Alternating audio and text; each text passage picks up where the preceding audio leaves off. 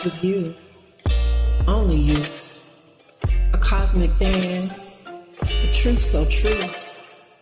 From the ether to the earthly plane, all you seek, you can attain. The quantum flow, the light you hold, creates the story that will unfold. Every thought and step you make, the universe is yours to take. It starts with you, the mirror's hue, infinite skies reflecting you. From the void, you birth the light. Through the shadows, your soul takes flight. The winds will shift, its timeless bend. Every cycle begins again. Your energy builds, it flows, it streams, aligning rims, igniting your dreams. Each vibration, each sacred sound, a universe moves resound. You are the spark, divine and true, illuminating. It's all you do. Just remember, it starts with you, the mirror's hue, infinite skies reflecting you. From the void, you birth the light. Through the shadows, your soul ignites. The path within, the path divine. Through space, your world aligned. Every rise, every fall, you're connected to it all. It starts with you, the quantum view, manifesting dreams like the morning dew. From the stillness, creation flows. Through the darkness, your spirit knows. It starts with you, only you. Through dimension, through the veil, the sacred truth, and you prevail. Now infinite, clear, and true. This road ahead, it's made for you. It all begins and ends with you. Even the chaos, through the flame, you rise anew, never the same. Every heartbeat, every sign weaves your essence, soaring high. The cosmos bends to your command. Creation blooms within your hand.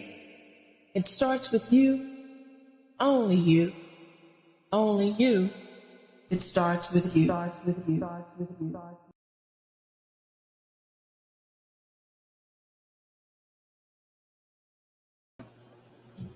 Welcome in the space, family. Happy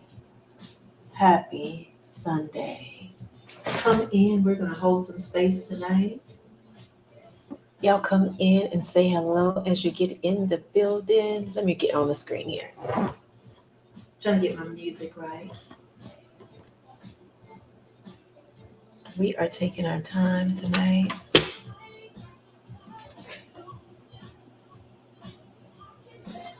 And we're going to pack this thing.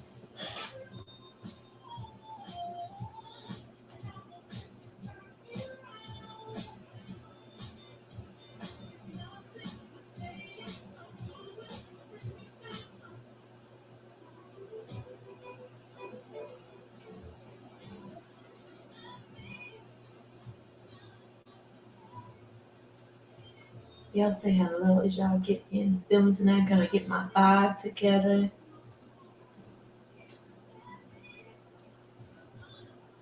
So we can flow tonight. Welcome in. Hello as y'all come in the space tonight. Welcome. Topic is tonight. Let me get the screen right over here. Let me take this off. There you go. Topic tonight, I taught you well but led you wrong. Come in and hold space with me tonight. Thank you for coming in. We're going to get these disclosures on the way. I share my own experience on my journey to healing. I am a certified life coach. My mission is simple: to restore knowledge of self, rooted in balance, truth, justice, reciprocity, and divine knowing within me. The beautiful thing is, you don't have to abandon what you know.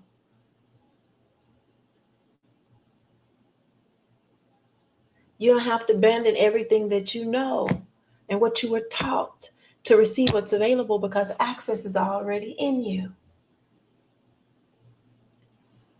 So let me remind you of something powerful. And I quote, the works that you see me do, you can also do, and greater works than these. How can we do these works, Ty?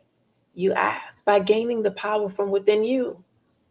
So while you're waiting, lend me your meantime.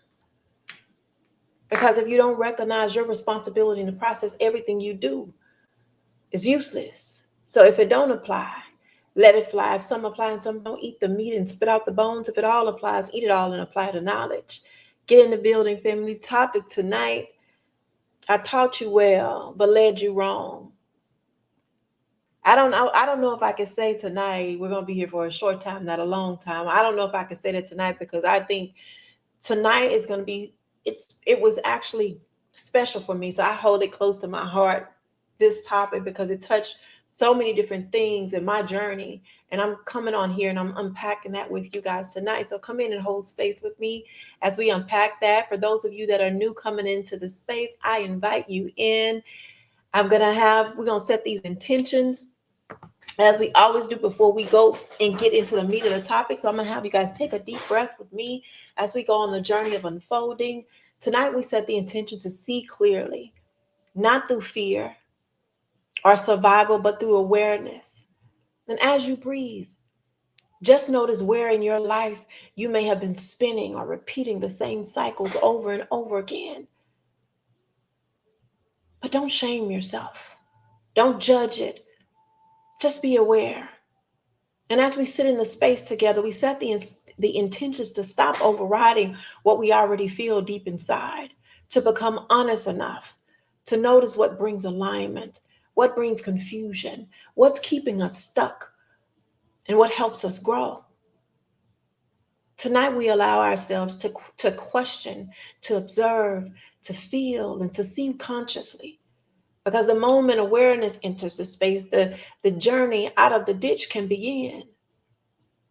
Let's come back to the part of you that sees and knows when something is not aligned. A part of you that feels the contradiction even when you can't explain it. So tonight, we're not silencing those parts. We're listening to it with balance, awareness, with honesty. And maybe for the first time, instead of asking, what was I taught? We began asking, where did it lead me? How did I get here? We began asking those questions. And from there, we move consciously. And in this, I understand that everything that's mine starts with me, and what's yours starts with you. And I say, and so it is. Hotel family, welcome into the space. Happy Sunday. Tonight is going to be a beautiful build. For those of you that are coming in new, my name is Ty Simatawa, and I welcome you into this space where it starts with you, where there's no shame, blame, or judgment. However, we do hold ourselves and one another accountable.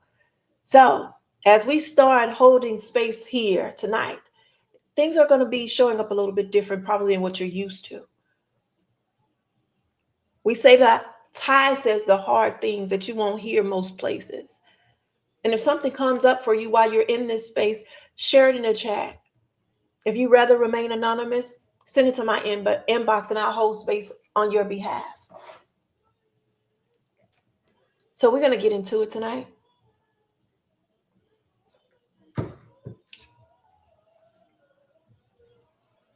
Topic: I taught you well, but led you wrong. And that statement hits deep, and it hit me deep. Because somebody can genuinely teach you how to survive, how to function, how to follow systems, and still lead you away from all the things that you need internally, like awareness and self-trust.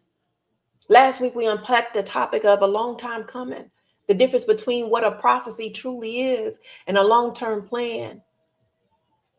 How people will witness patterns. They'll see that you're demonstrating something that they've seen before. They'll watch you. And they'll call it a prophecy. I called it like it is. When all it is pattern recognition. I'm able to recognize something in her that I either seen before. And because many people they never learned how to separate the two, confusion gets repeated as truth. Which brings us to tonight. Because your biblical text tells you that if a blind man leads the blind, both shall fall into the ditch. We need to see what that looks like. Welcome in. Thank you. We need to see what this looks like. Well, hey, Miss Honey. And that's what we're going to be unpacking tonight. Now, hear me carefully, family. I know when Ty speaks on things, it resonates with you. And I want to make something clear. At no point is Ty saying that we're stupid. That feeling, that's the feeling that shows up when somebody starts naming patterns in your life. That internal conflict, that emotional tension, that's a way of identifying repression. Come in, welcome in, beloved. Hold on, y'all.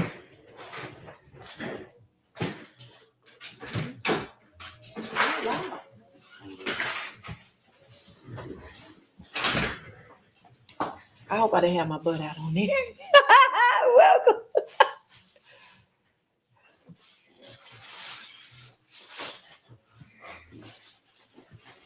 But that's a way of identifying repressions. Because every time prediction error happens, every time reality doesn't fully match what you've been taught, something inside of you notices that. Hey, beloved. Welcome in, Miss Shay. Tonight's going to be a beautiful build. I hope you stay around to witness or to share this beautiful space with me tonight.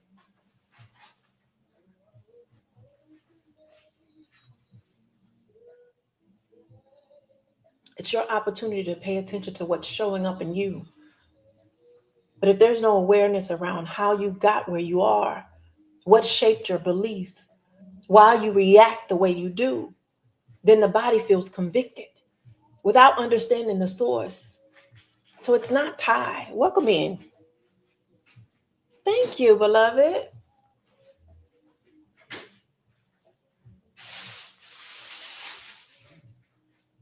So now you're mistaking that awareness for attack. And this same thing happens with leadership. Because the issue is not simply just the blind. The issue is the blind people leading blind people. And contrary to what you've been told, blindness in the text is not just about physical eyesight. It's not.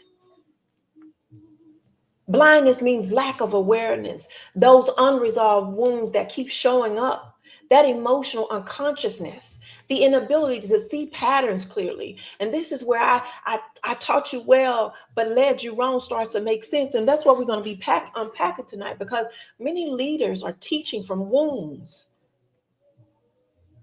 that they've never examined themselves. They are teaching from shame and a need for validation.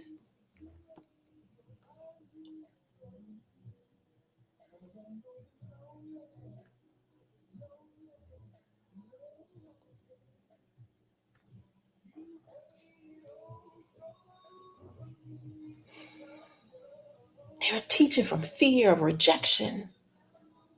And when those wounds go unexamined, the teaching can become more about protecting our emotional more than our emotional safety. That's something that they're dealing with that helps you see.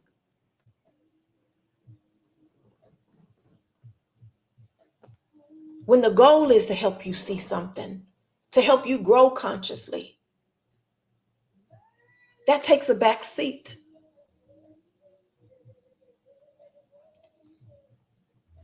So Ty, how can I identify a leader that's teaching from a place of a wound? That's what we're going to be unpacking all night tonight. And I decided to make it my business to take my time and do this.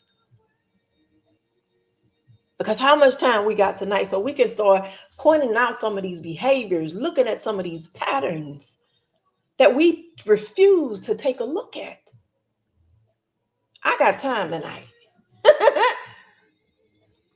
Because if you really want to know, Ty's going to give it to you. But pay attention to when this has happened to you before. This is a Bill family, because I see oftentimes we allow those wolves amongst us. We allow them into our homes. We allow them to penetrate our family.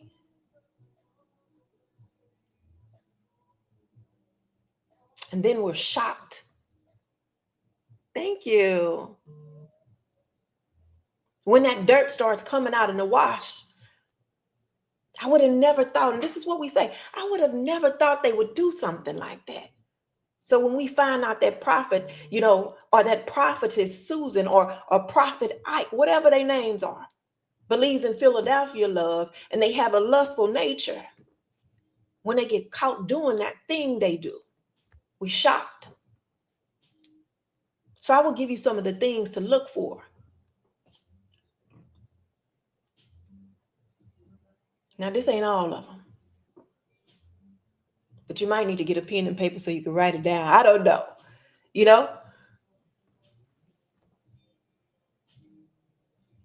But this is how we're going to identify and start seeing how some of these people are teaching from wounds. If questioning makes them defensive instead of curious. So I want you to go to them and ask them, pastor, bishop, leader, whatever it is, mentor, whatever yours is. Can you help me understand this scripture? Can you help me understand this teaching? Can you help me understand this passage? But I don't want you to give it to me the same way you give it to me, because I didn't understand it quite that way. But I want it to be relevant to today. How can I use it today? And if instead of exploring that question or being curious, they hit you with, don't question God, or why you want to know that? That's defensiveness. That's showing up. That's insecurity. That's fear of being exposed, or a fragile identity built around always needing to be right. So instead of helping you think clearly, they protect their wounds. Number 2, if they shame you for your pain, for your doubt, for your confusion,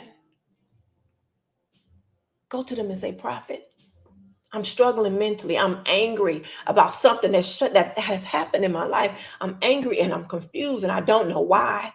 Can you help me get to the bottom of this? They tell you to go pray harder, or you need more faith, go to God. Ask him what he's there for. But this comes from leaders. Questions? Peace, beloved. Thank you, Nate, for sharing that.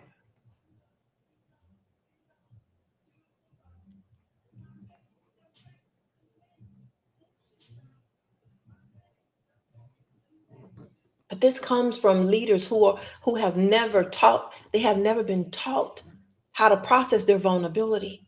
So instead of helping you face the pain consciously, they teach you to suppress. That's not suppression, Ty. If they don't have the capacity of helping you process your emotions, if they don't have the capacity to help you understand what's happening inside of you, they teach you to bypass the feelings and push it away spiritually.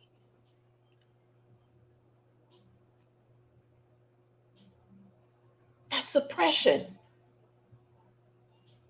The pain is still there. It's just being buried. They are operating from a wound. If they're preaching peace while living in chaos privately, pay attention. They teaching love while privately they battle with rage. They battle with manipulation. They have issues with lust. They are emotionally unstable. They They too haven't dealt with those things.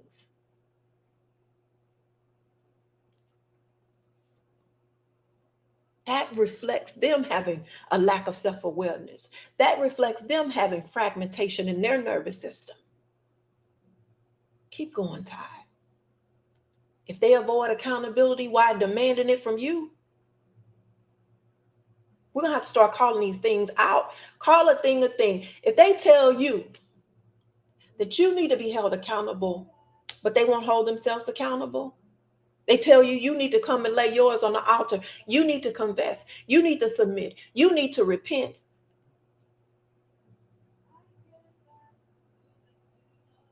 But they can't even take correction.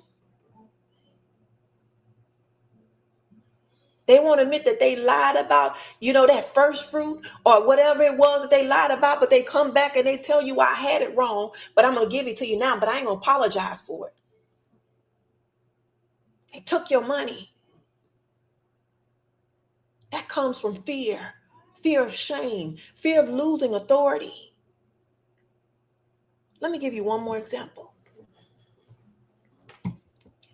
If they react emotionally when you challenge them, the moment their authority feels threatened, you could hear them throwing shots at you indirectly across the pulpit. That's the moment their authority feels threatened. Don't lie about this one, because I done seen y'all do it. They guilt trip you and publicly try to shame you. I see so many. Back in the day, they used to not even, if you got pregnant out of wedlock, they wouldn't even let you get in the choir stand. They would sit you down, is what they would call it. Their reaction often comes from ego wounds, unresolved shame, emotional immaturity. Now leadership becomes emotionally reactive. They are acting out of a wound. And this is exactly how they can teach you well, but lead you wrong. And it keeps repeating. Because a person can know scripture. They can know church culture. They can know how to move emotionally and still be teaching you from the wounds that they never healed themselves. So now the congregation inherits this same fear, because that's your leader. That same suppression, that same dependency, that same blindness, while believing they are being spiritually guided. Something divine is guiding me. And that, family, this is how we as people have solely getting led astray. Their unresolved pain. So instead of helping people become conscious as a whole, they unconsciously train you. Some of you know better, and I know you do. But they train you to carry the same fear, that same suppression, dependency, and confusion. They never healed in themselves.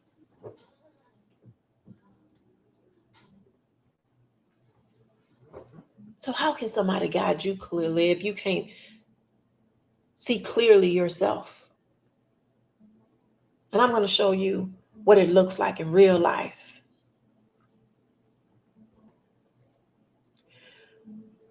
And it clicked for me when I had this experience, and Dr. Simatawi brought it to my attention the other day. We went out to watch Michael Jackson movie. I was excited. I love Mike, but I didn't know Mike like I thought I knew Mike. Beautiful movie, by the way. Go and see it. But we went to go see this Mike movie. So I put on my dress. I had on these fishnet stockings with some boots. And I put on my little leather jacket because I was cute. I want to give vibe, Michael Jackson vibe. It wasn't the old school Mike, but hey, I felt I was channeling the energy. That's what I felt. And because I want to put the whole look together, and I will send me a inbox so I can pin it So I was watching this movie, right? On the way to this movie, I wanted to have this whole vibe. So I said, I'm gonna put on my contacts. I'm not gonna put on my glasses because I want to, not have anything on my face. I want to just give face. I just want to give it all.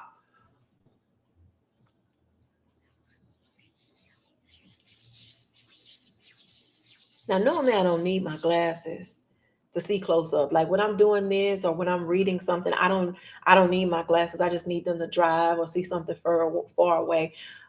So, but these new contact lenses the doctor prescribed for me, they tested them out and told me that they were supposed to be like a dual thing where I can see far away and I can also see close up.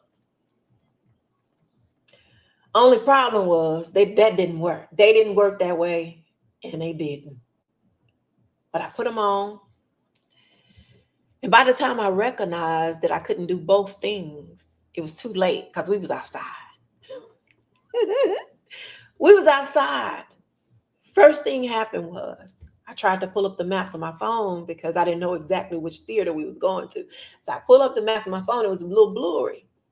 But I remember the doctor saying you got to wear them for a while so your eyes can kind of get used to them. And I knew I was in trouble when Dr. Simatali said, can you see, Pooh? That's what he calls me when he has concern. That's the little knee, the little knee Pooh. But anyway, so we get going. And I could see everything far away, crystal clear. Yeah, it's just beautiful. But close up, I couldn't see a damn thing. Then I started to, get some text messages because it was Mother's Day. So all these text messages, not all, few text messages was coming through. And I'm trying to focus my eyes and suddenly it hits me. This ain't working. Thank you. I'll take a look at it when I finish my live. It's not working for me to try to see this. And I'm telling you, I was trying with all my might. I was looking down. I was doing all the things. Awareness. Pay attention because I'm blind right now. I'm showing you how this shows up. I couldn't see. It was so bad. I had to hand dock my phone. Let me put a pin right there just for a second. I handed him my phone. And I know y'all will say that's a no, you don't hand nobody your phone. I have never respected anyone enough to trust their leadership to allow access to my phone. And it wasn't because I was doing something, because I've never been that type of woman. I had nothing to hide. But in this instance, I said, hey, listen, I need help because I'm blind over here. That was just a moment of reflection for me. Some of y'all will catch that later about that handing my phone and the respect level thing. But anyhow, I gave him my phone and he started reading the messages and let me know what was in the messages and responding for the messages on my behalf. Because remember, I couldn't see. He literally became my eyes in that moment. And when he brought it to my attention yesterday, while we were conversing, something clicked. What if he couldn't see either? What if he was in the same position as I was? Now imagine the blind leading the blind. That's what it looks like. Like when I tell you guys that I come on here and I share these spaces, when you start asking powerful questions and you set proper intention, it'll show up for you. Did we catch that? Family, that's what's happening right now in your churches, in your homes. People are trying to lead others through relationships, through healing, through purpose, through identity, while never confronting those unresolved chaoses that's within themselves. And the dangerous part is they don't recognize that they're blind too.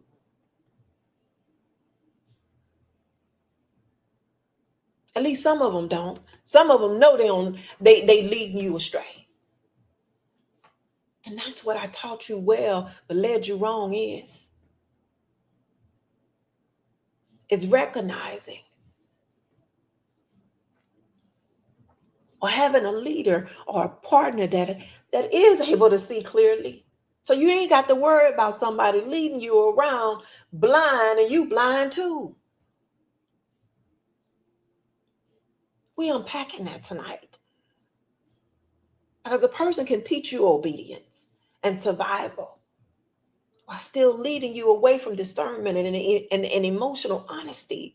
And once people become emotionally attached to a leader, they start protecting blindness itself.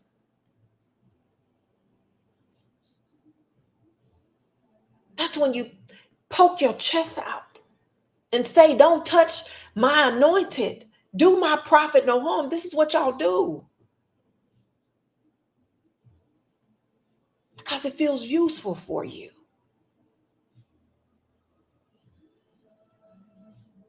It gets used as your emotional protection. And now the cycle keeps repeating. But the blind teaching never leads you towards clear sight. So why doesn't the teacher lead people with clear sight, Ty? Because they can't see clear. Just like me in the theater. I could see far away just fine. But when it came to what was right in front of me, I couldn't see shit. And that's what happens in our lives. We can see everything in everybody else's relationships. You can point it out. I knew he was doing it. I could see it. But right there in your own house, you can't even see. Come on.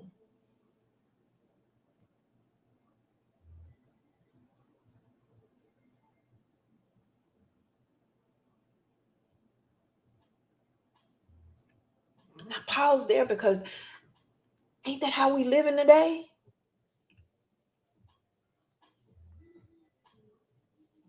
These people can quote scripture. They can quote it to the T. They can tell you about your life, but can't clearly see their own contradictions. So now you ask honestly, if a person cannot see themselves and show up for themselves, how can they clearly help you and see yourself? How can they help you? That's the blind leading the blind. And it's dangerous because they may sincerely believe that they can see. Just like I thought those contacts was helping me, when actually reality showed up and showed me something else. It showed me otherwise. And that's why awareness matters, because sometimes people become so attached to those titles, being the leader, being the prophet, being the chosen one, that they are so busy teaching from unresolved wounds and emotional blindness while calling it leadership. And because you are looking for certainty, you hand over your perception to somebody else. Now both of you disconnected, walking around. The leader is for themselves. The followers from themselves. That's why the text says, if the blind lead the blind, both of you shall fall in the ditch. Both of you. Because blindness reproduces blindness. And until somebody becomes conscious enough to stop and say, hold on, Jesse, you cool? Sis, you cool? Good morning. Oh, good. It ain't morning yet.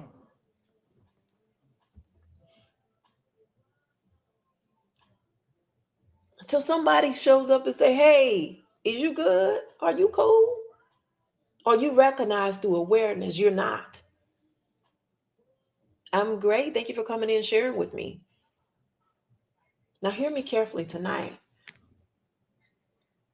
I know when I speak, it resonates. It does something for you.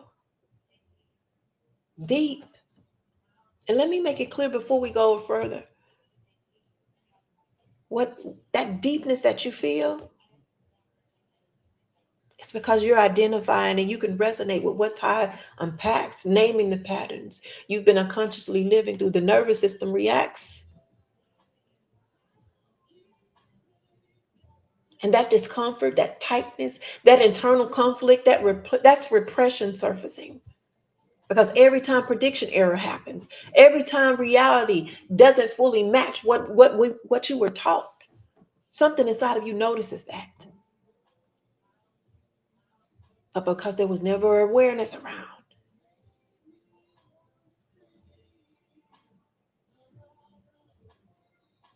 either through you see it yourself or the one seeing it for you, you won't be able to recognize how you got where you are, how you feel, or why you feel what you feel, what shaped your thinking. You feel conviction without understanding the source of the healing. So now it feels like Ty attacking me. No, sis. The deeper issue is you know not what you do. Something inside of you recognizes the contradiction. I don't have to point it out to you. You feel it. But you were never taught consciously how to process that. So now you're looking for certainty. And when you can't find it, you look for the scapegoat. And Ty is a good scapegoat according to your nervous system. And this is important psychologically. This is why if you begin to understand creation and how creation actually works, things start to make sense. Because creation moves through patterns and through feedback. And your brain, your mind is a part of creation. So psychologically, when something challenges your identity, your beliefs, or the way you learn to survive, the nervous system reacts like danger is imminent. So now, instead of examining the contradiction, your brain tries to protect itself from discomfort. That's why you get so defensive. That's why you try to avoid the conversation and attack the messenger. I'm going to kill the messenger because they're telling me the truth. It does it all the time. Because your mind is trying to reduce that internal conflict that's showing up. Because once reality stops matching the story, prediction error. And prediction error is not bad by itself. Your brain is learning. But if a person was never taught how to consciously process those contradictions, you start holding and clinging tight to that belief instead of examining what is this conflict showing. That's what Jesus was telling you in the allegory when he said the people at the crucifixion, in the allegory, when he was telling you they know not what they do. He was pointing to the lack of conscious awareness. The people believed they were doing the right thing.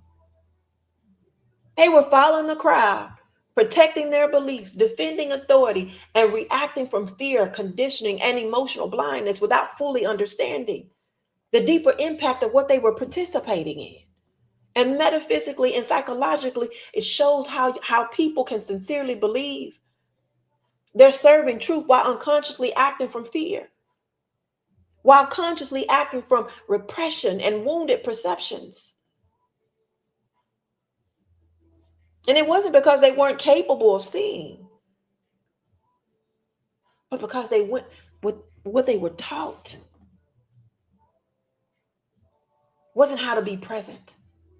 It wasn't how to stay present long enough to process what they were actually seeing. And when a person keeps overriding a reality, they slowly disconnect from their own perceptions. And I'm not saying this, listen to me clearly. I'm not saying this as if it really happens. I'm telling you what happens to you. I'm showing you.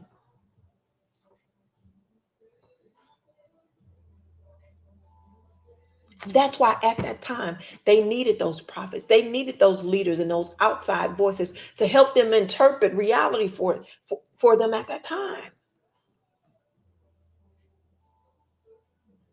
And at that time, there was a purpose for it. because consciousness was still developing through the law, through rituals and external guidance. Look, I'm making good time. Why would there have been a need for a new covenant if the old one was already complete, or if the old one worked? Now stay with me, because after the crucifixion, the allegory shifts. The message was no longer supposed to be keep depending on outside voices.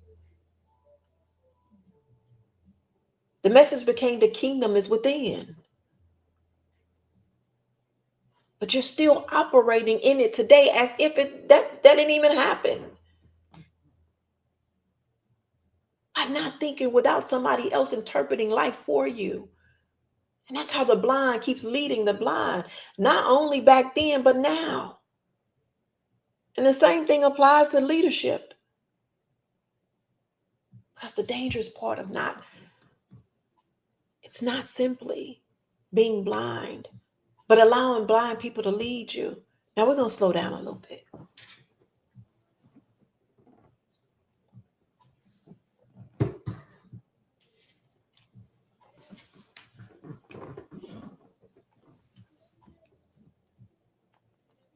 Blindness in the text was not talking about actual eyesight. Thank you. Hi. Welcome in.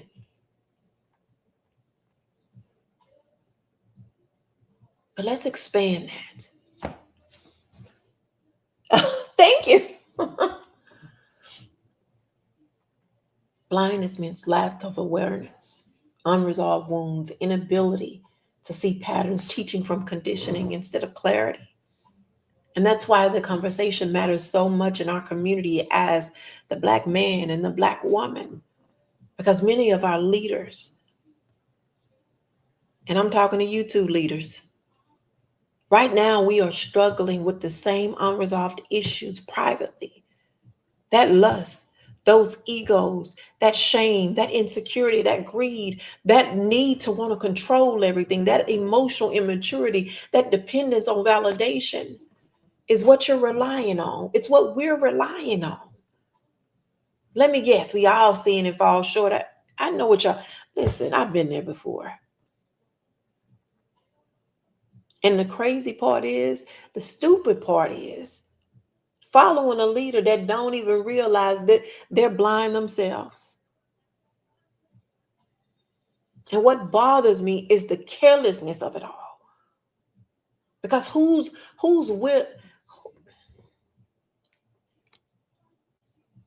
is willing to be led by somebody that can't see? Put it in the chat for me. Are you willing to let Ray Charles drive God? Shout out to the ancestor. Would you be willing to get on the passenger side and let Ray Charles or Stevie Wonder drive you and you just feel so confident? No, I'll answer it for you. I don't have to wait on that. We don't have to wait on no answer to know that you wouldn't want a blind man to drive you around in your vehicle.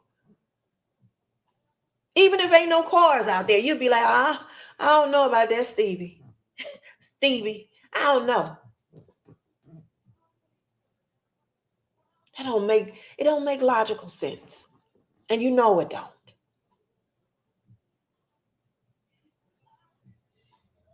When we're talking about leadership, everybody says the man needs to be a good leader. I guarantee you, if you had your choice, you wouldn't pick a man that didn't know how, or you didn't think he was capable. Now we're settling nowadays, but you wouldn't pick that. Why would you choose somebody who couldn't see? And history keeps showing us this. Even Martin Luther King Jr. Seeing the error in his ways. The brother could move people emotionally. He had that talk. He knew how to talk that talk. He did. He was powerful. But he couldn't mobilize a crowd. And when I heard that phrase, I thought about him. I taught you well, but I led you wrong. I thought about Martin. When he began speaking more openly about poverty and economic equality.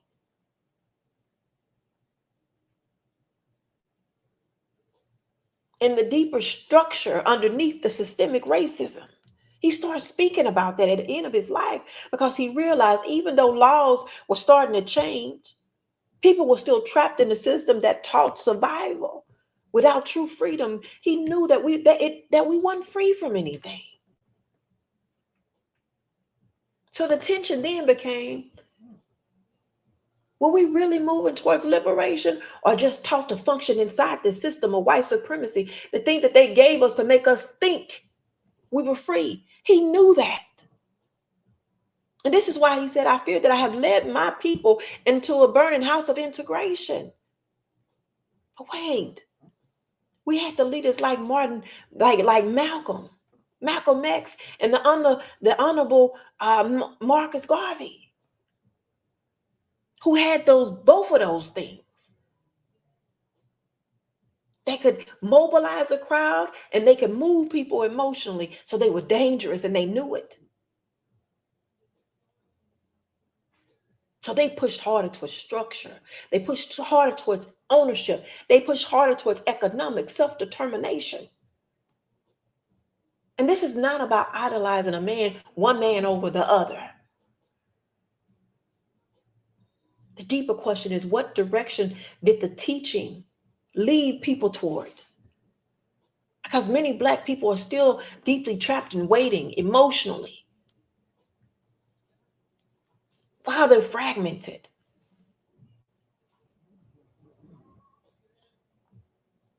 When somebody starts questioning the leadership, people immediately throw out, do my prophet no harm. I hear y'all saying, I'm going to say that a lot tonight. Touch not my anointing. I decided I'm going to call it out and I'm going to say it as many times as I want to tonight. So now we protecting these misleaders. And I can make up words I want to. Welcome in, Doc. Hey. Even though they're doing you harm, we're going to protect them. And the wild part is sometimes something may have worked for a season, but we hold on to it longer than we need to, long after it stopped giving life. Family, there's a season for everything.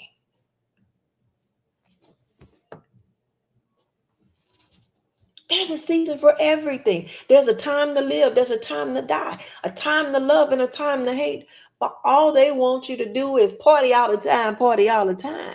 It's a time to party. It's a time to rest. Even the biblical text says, Jesus showed up and he started criticizing all y'all religious systems.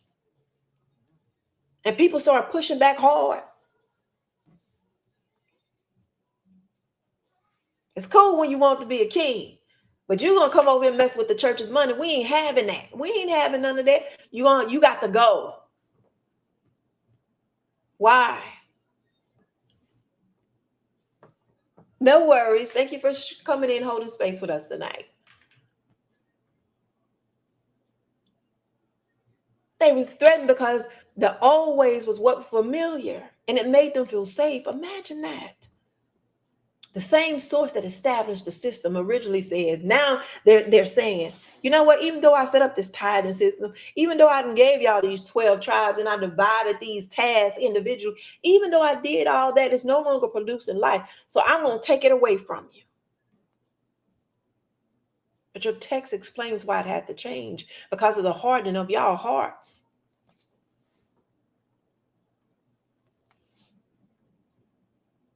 Meaning systems sometimes stop serving their original purpose.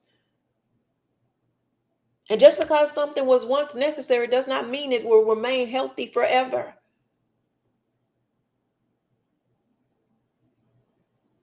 That applies spiritually, that applies psychologically, that applies socially, that applies politically.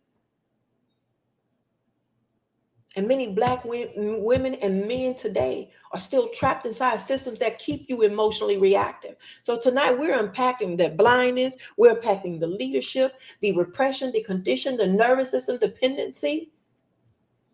And what happens when the wounded people inherit the responsibility of guiding other wounded people? Because for us, this conversation, it hits different.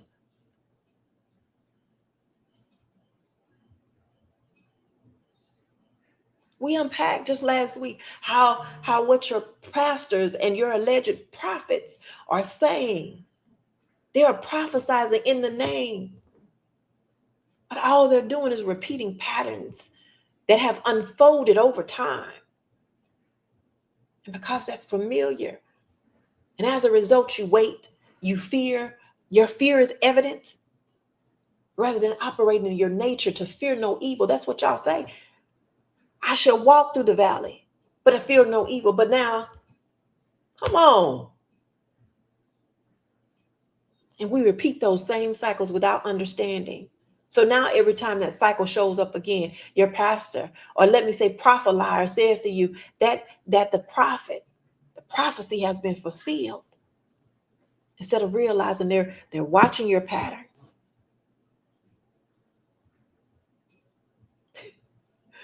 It always feels like somebody's watching me. They're watching you. They're watching what has shown up in their own lives through behavior, through these systems, and through conditioning. It's like history repeats itself. And all you have to do is watch it. Not only that, they listen to the first lady. The first lady goes in there and pillow talk what she heard, what the sisters came and told her. They start gossiping and picking up information from what's happening in the streets. Let me change that, because some of the brothers is doing the gossiping too. But you get it. You can get it through the television. Tell a vision. And when they don't recognize the pattern, it keeps you spinning. You pay for that. You allow them to keep you spinning. And the very thing that you're praying to escape, you're telling them, I want to escape all of this. Are you okay with that? This creates so much confusion. And from your own words, God is not the author of confusion. So have you ever stopped to ask yourself why? Why is God not the author of confusion?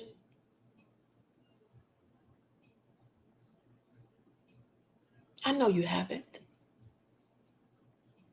But Ty has. And she discovered that the truth brings alignment and it brings clarity and inner coherence, not fragmentation. Confusion happens when people are divided within themselves, trying to hold on to those conflicting beliefs, trying to hold on to those fears and that identity all at the same time. Stay with me, because this is what your mind does automatically. And Ty's going to say it again and again. Those statements have become emotional shields for you. They help you hide behind that fragmented nervous system. Because every time something gets challenged, who you can trust, what you were taught, what gives you certainty, or the identity that you build your life around, the body reacts like danger is happening. And you get on alert and you're hyper vigilant.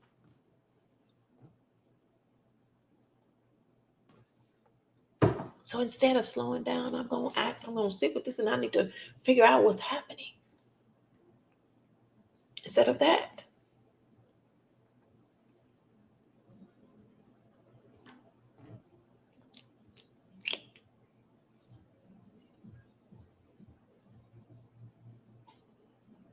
you start defending it. You start rationalizing it away.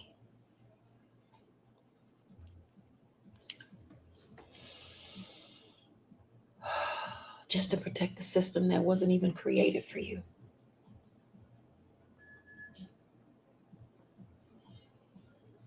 Family, your brain is trying to protect what it feels. What feels safe for you. And once the nervous system connects questioning and losing certainty and emotional safety, you will choose that protection over any truth or any proof that Ty can share or show you.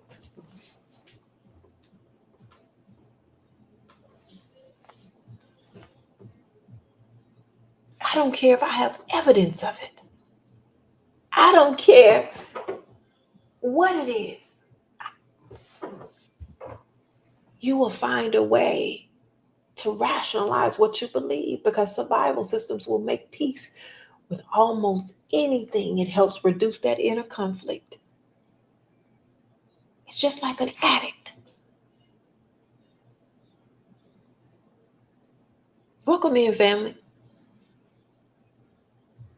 And this is exactly why it becomes so hard to let go of an addiction. Because after repeat exposure, the body stops experiencing the thing as just a choice. It becomes attached to what it regulates for us. Now your nervous system connects to the addiction, to the relief, to the comfort. It just keeps calling me. That's what Pookie said. And you cling to it so tight. It's just like it shows up just like that in your religion. Because if it gives you certainty, when life feels uncertain, belonging, when you feel alone, structure when you feel chaotic, and meaning when you feel like you're suffering. Welcome in, y'all. Hey, Miss LaCourtney and Miss Candace. Psychologically, that comfort calms the nervous system, and it makes you feel protected by something bigger than you. The danger comes when you comfort, when that comfort becomes dependency and you stop questioning. And it allows you a way to escape so many things that show up. It allows you to escape the things that show predictable. So when a person tries to let it go of it, your body reacts. Not just mentally, physically. Your stress hormones rise. The nervous system becomes agitated. Anxiety increases. The body starts craving relief from discomfort. Why? Because I just got to feel better.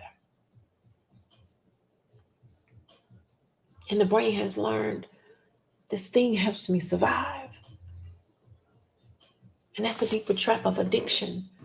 The person is often not addicted to the substance itself. They're addicted to what the substance helped them avoid. Whether it's pain, does it help me avoid a fear? Does it help me avoid because I'm lonely? Shame, inner conflict? Ask any addict. They'll tell you. That's why people can keep returning to something. Because while fully knowing it's hurting them. That's the thing that the body keeps calling for, and predictability gives that nervous system that temporary fix. This is why you can stay attached to those harmful teaching, those harmful systems and patterns the exact same way. Not because they're stupid, not because you were born a sinner, and not because you have to pay for what Eve did by eating a piece of fruit. When the truth challenges the system, the nervous system reacts like an addict losing access to the abundance, to that substance. That's why you defend it. And I had to learn that too. Because I would get so angry. Because I wanted y'all to see so bad. I wanted to deconstruct religion. I had to do it. Because I didn't like that this system was getting over on my people. So I got to get in there.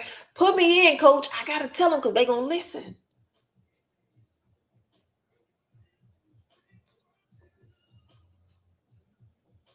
And it didn't work that way.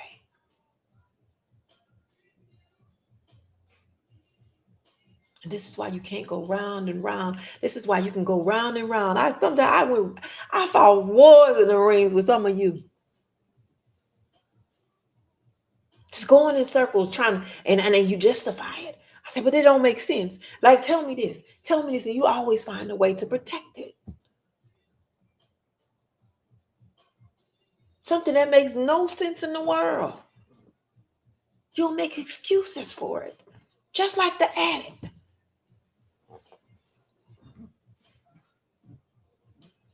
And I said, I just had to think about it, because some of those things I was holding on to, and I still say, well, what about this? And I still try to explain it away. And all I have to keep saying is it didn't really happen. I have to keep reminding myself, it didn't really happen. Addicts will steal from their mama. In their mind, they're doing the right thing because they need that fix. They need that thing to help ease this thing that this nervous system and keep showing that urge, that pull, that tug, that yearn.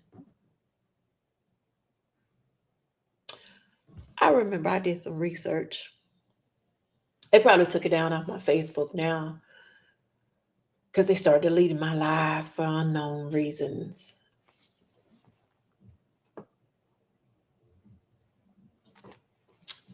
But I remember I did some research about a man being swallowed up. Have you ever been swallowed up? That's too funny. But I did some research on what the repercussions and what happens, when a person gets swallowed by a whale. So I'm telling you, I've been trying to disprove this thing for a really long time. I was trying to make it be wrong. But the more and more that I research, the more and more that I start reading and knowing for myself, it just,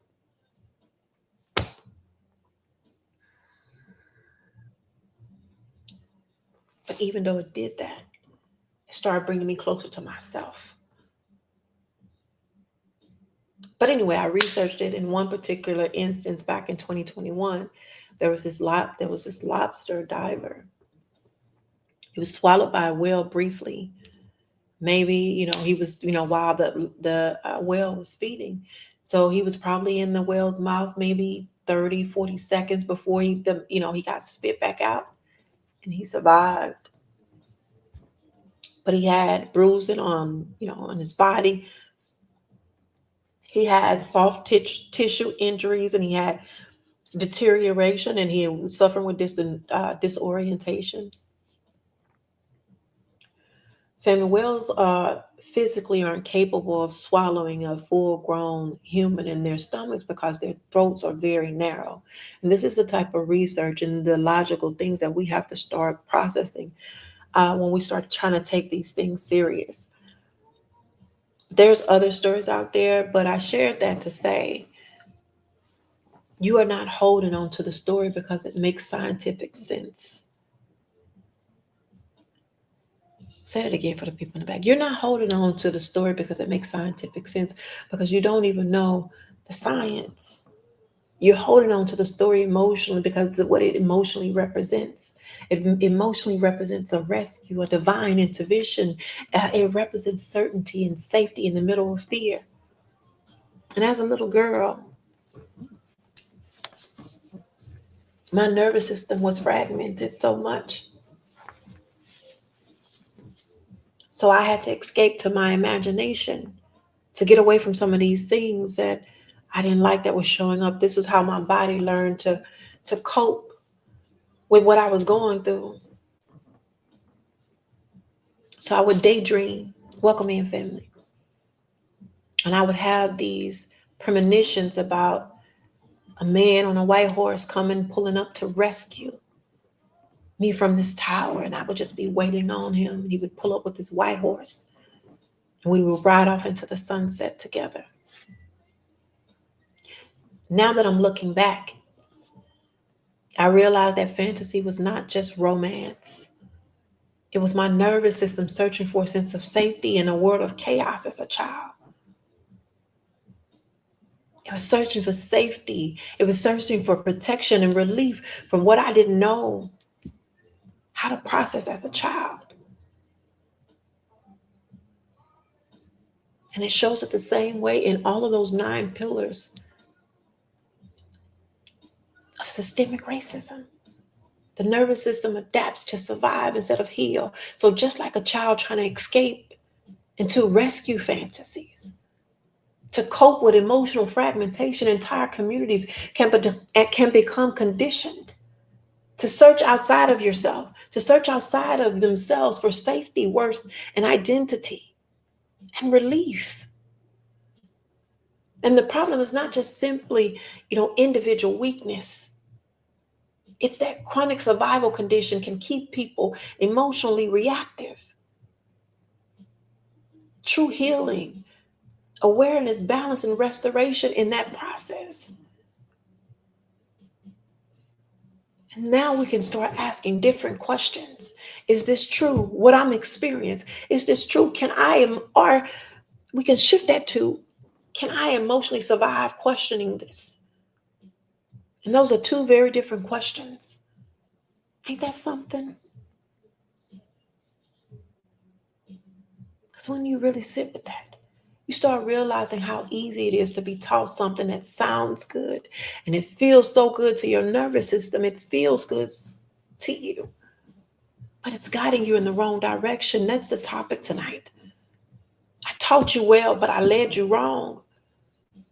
Now, the reason that statement hits so hard is because it speaks to deeper contradictions, because a person can give you information and still lead you away from your awareness, your nature, your ability to respond. Become a culture's way of describing a painful truth. That someone can sincerely teach you skills. They can give you some tools that you think these are the flyest tools that I've ever had, while still guiding you towards an unhealthy destination. And it points to separation within you. And you cling to the impossible stories, not because you seek the truth, but because you fear the chaos. And your mind would rather worship comforting illusions, fantasies, than confront a reality that demands you to be responsible. And once you become emotionally dependent on rescue, you stop developing the strength required to act consciously and transform your life. Look, it says,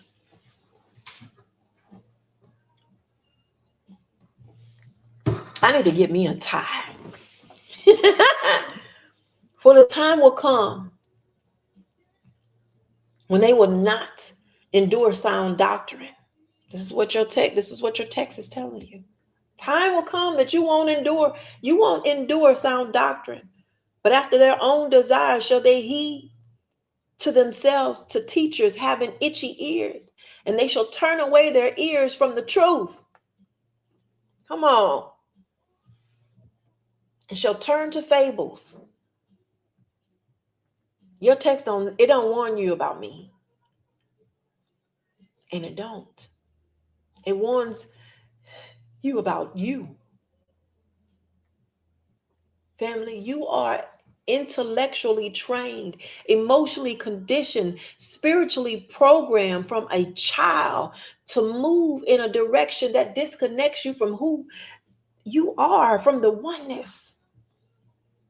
And if you never learn to question where the teaching is leading, who benefits from it, and what patterns do I perpetuate, you'll keep spinning. Y'all like spinning? That's why this topic matters so much to me. And I said to myself, get on there, take your time to unpack it. And we're about halfway finished, because there's so much that unpacked itself and revealed itself to me in this.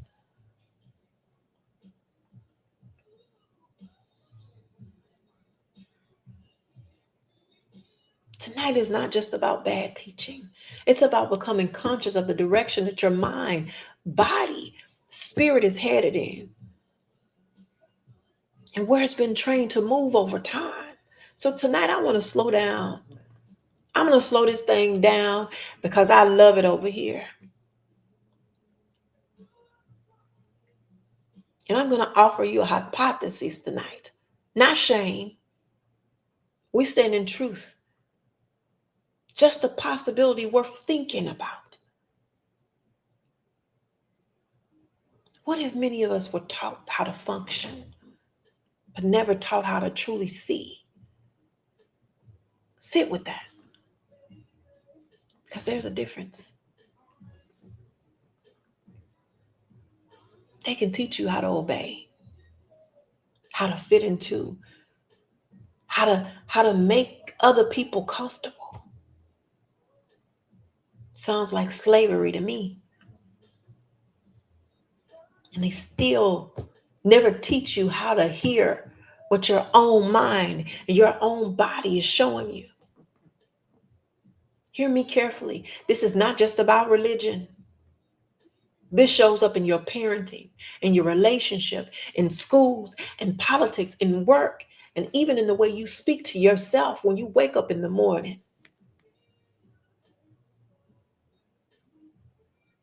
This is all up and through the white supremacy system.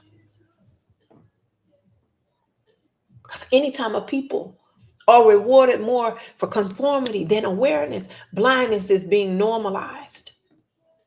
And once blindness becomes a normal thing, you stop asking those important and powerful questions.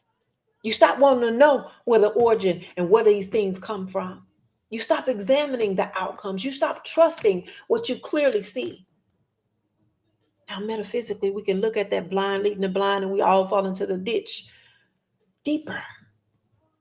It's about consciousness, disconnection. It's about lack of awareness. It's when repetition becomes truth. And the nervous system plays a role in this. And I'm walking us through that tonight. For you your prophets, I'm gonna call you prophet liars. I like the way that sounds better. For your pastors and you prophet liars, this is how you can think or believe that you are teaching well, but doing people a disservice. But what does well mean, Ty?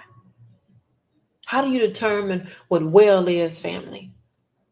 That's a deeper question, isn't it? How do you determine? Put it in the chat if you know. How do you determine what well is?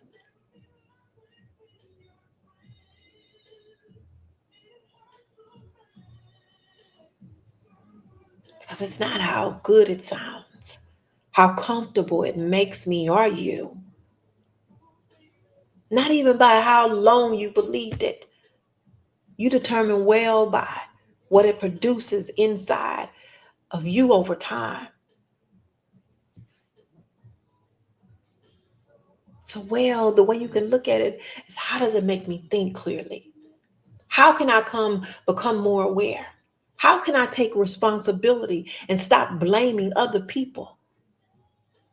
How can I trust myself? How can I face reality honestly? And how can I grow into alignment? This is how you can determine where. Or does it leave you fearful? Does it leave you dependent, confused, emotionally disconnected, constantly needing somebody else to tell you what's true? Pretty much what religion does.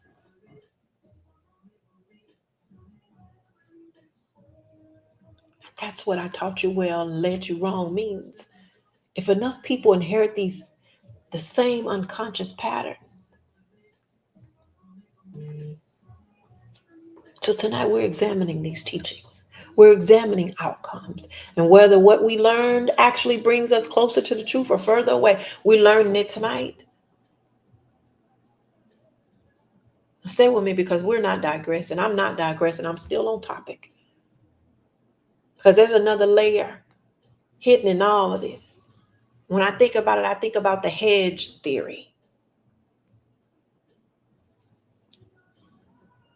That we're all divinely connected. And we're divinely protected. And when I think about that, because one of you would say, Ty, God had a hedge on Jonah. You talked about being in the belly of the whale. That was the divine thing that happened.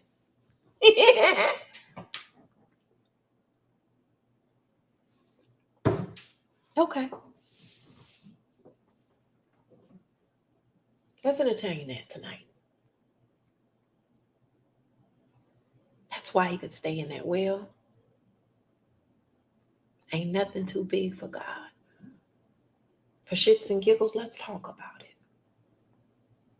Ty likes to have the hard conversations. Because at one time I thought about, and I was brought up that way too.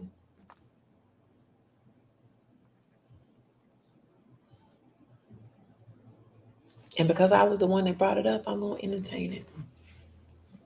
Welcome in, family. So let's bring that hedge information in. Because if you don't understand what a hedge is, you'll miss this whole thing. And I'm going to lay it out and I'm going to make it chef's kiss. Let me do that right so y'all can see me. A hedge originally meant a boundary, a covering, or a way to preserve something. But over time, the meaning expanded. Ty gonna go back to, she's gonna take you back to the origin. Now it can also mean holding back, protecting yourself from risk, never fully exposing yourself, keeping, one foot in and one foot out. And psychologically, people build hedges around beliefs all the time. But I went back. I want to bring it back to the text for just a bit. I bring this in because when you bring up something like Jonah and somebody immediately says God can do miracles, I know that because I've done it. Slow down and watch what happens psychologically. The hedge activated. And pay attention how when uncertainty shows up in your space, when it shows up for you, your nervous system rushes to protect it just by me just saying what I just said. Notice that. You're probably busting at the screen. What you mean? That's how it happens. And the same pattern happens everywhere else too. That's how the hedge starts protecting the illusion. And when that happens, people start examining truth honestly. You're going to stop doing it. I don't care about the honesty. I just want to make it make sense. They don't want to hear nothing about science. And they only allow information that keeps that identity intact. And that's how you can hear patterns, see contradictions, feel something is off internally and still defend that system away. Because the hedge has become emotional survivor. That's one way. But there's also another. When we unpack the idea of a hedge, the first thing that come to mind for me was Job. Y'all love Job. I've heard that so much growing up. I've heard the story of Job so much in my life. All he endured this suffering. That woman tried to make him do all the things he never would. That's what most of us was taught. We were taught to read the story one way. God protected Job from the outside. But what if the hedge was deeper than that? What if the hedge represented the inner structure Job had built through his discipline, through his alignment and his orientation? What if? Because I ain't gonna say that. Even after things started falling apart, Job still held his posture for a time. He still held on to his discipline, to the values that he had. He held on to them, even after the hedge was removed. So that tells me something else was still there, which means the hedge was not just around the possessions. It was inside of him. Now, why is this important for the topic? I taught you well, but led you wrong. Because many of us were taught the story through fear and obedience and blind endurance. Just suffer quietly. Don't question. Stay faithful no matter what. But when you really slow down and look at the allegory, Job did question, and he did. The same thing they tell you not to do. He did it. No, he didn't, Ty. We should know better than to say, okay, Ty, it ain't true. How you know? You didn't even read it. How you know?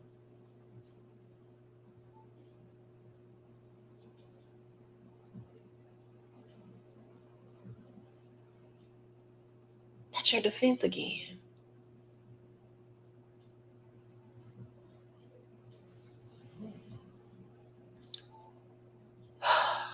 This is why it's so important to know for yourself. Because the way y'all allow these people to play in y'all faces with bubbles is unmatched. What do you mean, Ty? The story was told that we were told, because I was told this too, that Job never questioned. He stayed strong the whole time. It was that woman that made him do it. Job just suffered quietly and he kept the faith. And I'm going to show you something. Because once you actually read the text for yourself, you can see they lied to you. They lied to you. Watch this. Job cursed the day that he was born in this process. He got so overwhelmed by pain that he said, I wish I was never born. That's important, family, because Job was not sitting there smiling and pretending everything was okay. He was hurting deeply. Then he started asking questions. Why am I still alive? Why you just won't go on and take me out? Why? Now pause there, Ty, because that sounds like somebody that's wrestling with some hopelessness. That's wrestling with some confusion, some emotional exhaustion, some suffering, some deep suffering. Oh, it don't stop there, because then he went on and says, teach me what I did wrong. In other words, help me understand what I did to deserve something like this. Make it make sense. Now that changes the whole story. But Job is not blindly accepting suffering. He's questioning it.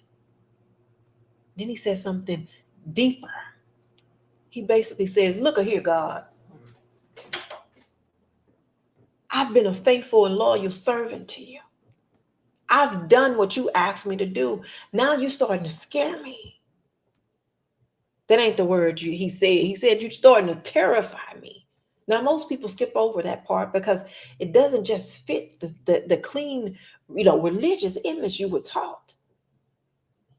But the text shows Job struggling emotionally and psychologically with fear and pain and uncertainty. And to add insult to injury, here his friends come, trying to explain everything away. Same way your pastor do you. Same way your family and friends do y'all. This is why this happening to you. You didn't pray hard enough. You must be doing something wrong. And Job tells them, I know you fucking lying. I hope I can say that for TikTok. Welcome in, family.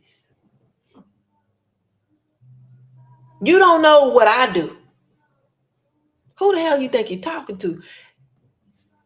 The cuss word is mine. I put them cuss words. Thank you. Thank you, beloved.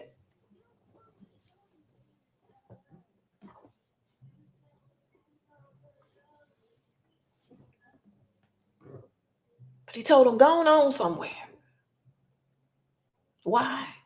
Because they was giving them shallow spiritual answers to deep human pain. And this is what they do. They give you the same thing. They do the same thing to you. And then later Job says, my hope is gone. Imagine what his wife was going through all of this.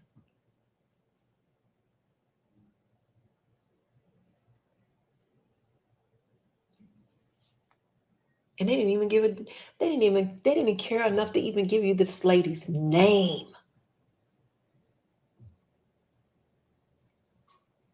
This is why I be putting y'all on game about your good book. This book was written by a man that had his mother unalived, and he had a boyfriend. Welcome in, family.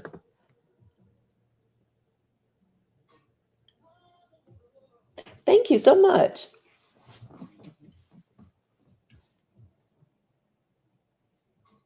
He had a boyfriend. He had issues. They had issues with women. That's why they took the woman out of the Trinity. Everybody should know you can't have a son without a mother. They took her. That's why Lot's wife didn't have a name, which we know was a lie, because I unpacked that. I took us back down what Lot's wife's name was. Peep these patterns. They don't want you to be a pastor. You weren't even allowed to speak amongst men, ladies.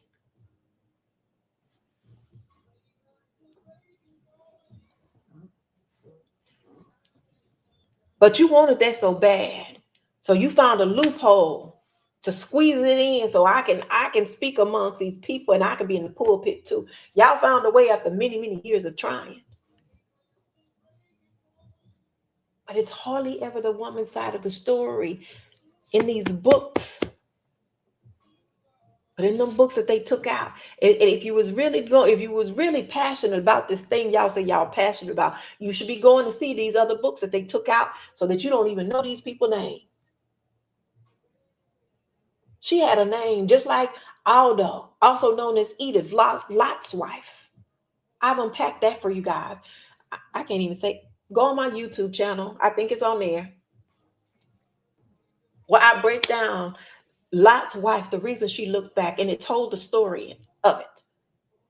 But what is Job's wife's name, Ty? Because it ain't in the biblical text, but it's in those books that they took out. Her name was Siditis, also known as Sididos. I'm sorry, my screen got black. We need a woman Bible. No, we just need to go back, and when it don't connect, we need to start asking questions. Because you can't have the Trinity without the woman. You cannot have creation without the woman. This story is expanded. They expanded this, and they were surgical with this weapon of mass destruction that they gave you. To remove those books didn't fit into their agenda, so we got to take them out. I wonder why my screen is dark. I'm sorry, y'all. Got to get close.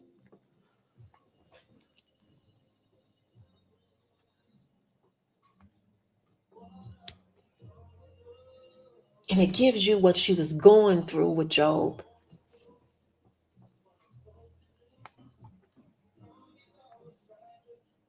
In the books that they took out.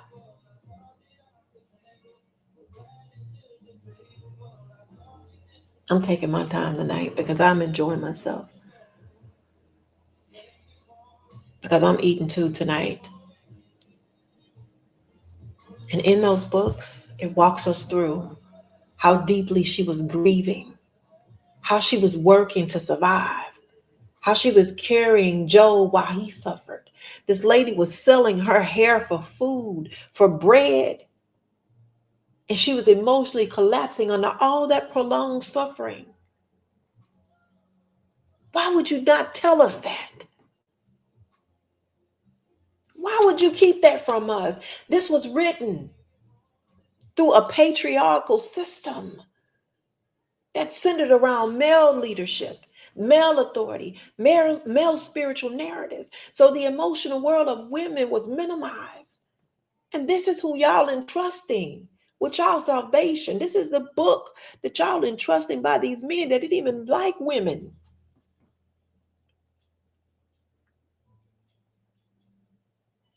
What would be the benefit in that?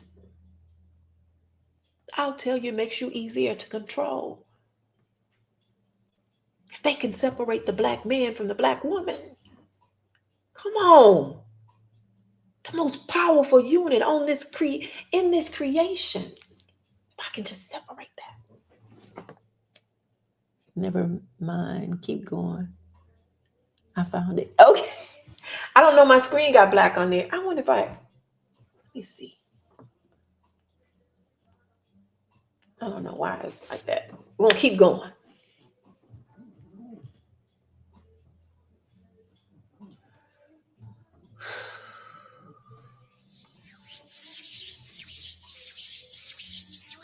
I once was blind, but now I see. And psychologically, that should change everything for you, just like it changed things for me.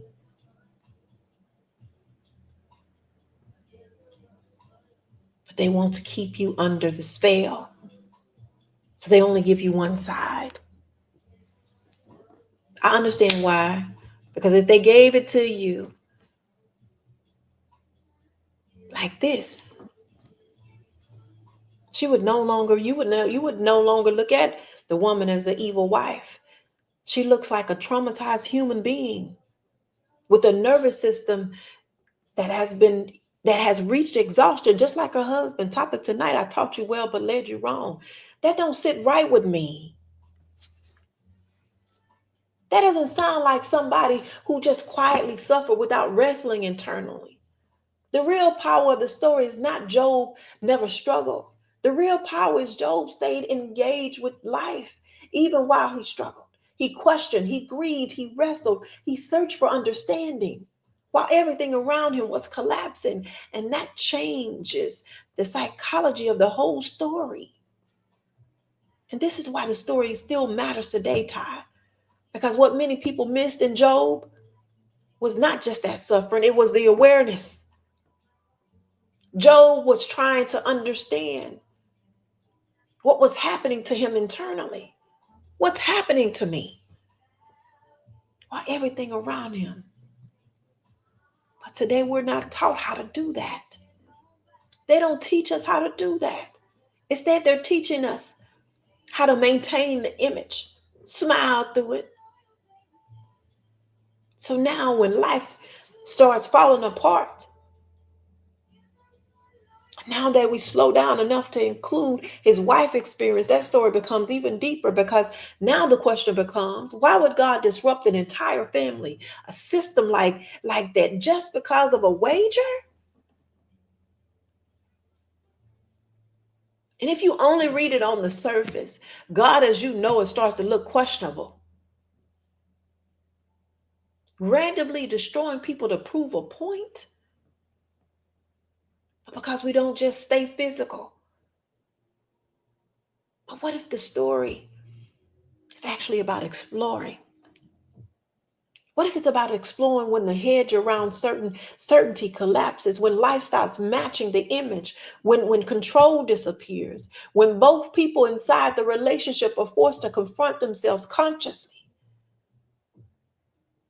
What if it's about that? Because Job was not the only one suffering. His wife lost. She lost her children. She lost her security. She lost her stability. She lost her emotional world too. And yet, your teachings erased her humanity and took her out of there and painted her as a negative wife. It's always the woman. Do we understand psychologically and how that teaches your mind to say, nigga, I am not good enough? That's the partized thing. I taught you well, but led you wrong. Because instead of teaching you how you can take that story and learn about grief, learn about what happens when you get overwhelmed, what happens when uncertainty shows up and my nervous system is starting to collapse. They took it and gave you a piece of it and turned it into just suffer and keep the faith. You got to press through. Meanwhile, Job is over here questioning the shit out of this. His wife is collapsing emotionally. His friends are arguing. Everybody in the story is trying to make sense of and get meaning out of this story. Today, people are still experiencing those same collapses. Relationships breaking, anxiety rising, depression showing up. The body speaking, patterns repeating, identity falling apart. But instead of slowing down and asking, what is this trying to show me?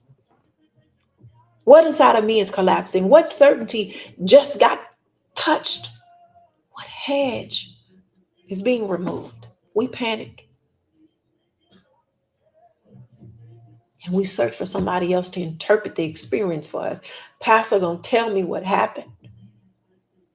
And that becomes the modern version of the blind leading the blind. Your leaders. Let me talk to you, leaders. Welcome in. Hello, welcome in.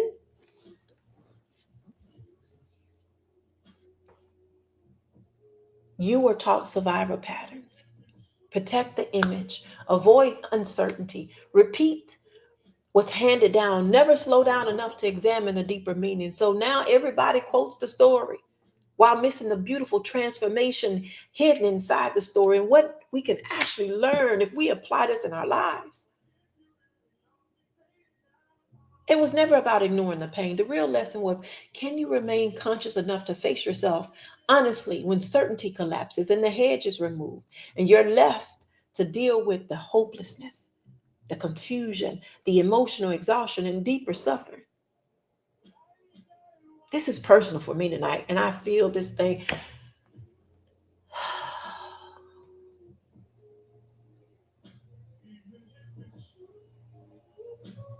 This is sad. Because once a person loses the ability to examine themselves, you become vulnerable to anybody who speaks with certainty. The reality inside the allegory, what happens when the hedge around you gets touched? That certainty gets touched. What happens when life stops making sense? Your structure starts collapsing, and the image you had of reality no longer matches your experience. I've learned that teaching so many times. I've heard it so many ways that y'all can try to put it, but I've never heard it like this before, Ty. Even though it just didn't sound right and it didn't connect. I told you we don't just do physical things over here. We go metaphysical, and I know y'all don't like when I say that word, but over here, on It Starts With You, we see how it applies in our own lives. Now stay with me because we ain't done. Because instead of teaching people how to consciously wrestle with that tension, which is what we use from that allegory, those systems taught you how to suppress it, how to hide it, to quote over it, to perform through it, to shout it away.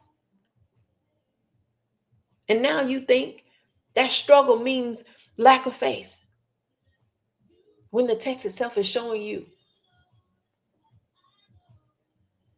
The story asks, can you remain present with yourself when life is no longer matching the image you built your identity around? Because suffering has a way of exposing where that fear lies, where attachment lives, and where unconscious dependence lives. And instead of teaching people how to face that honestly, the system they gave you teaches you how to stay on the hamster wheel, how to stay in the wilderness for 40 years. It taught you that. I'm sorry, I can't see y'all comments. I'm so sorry.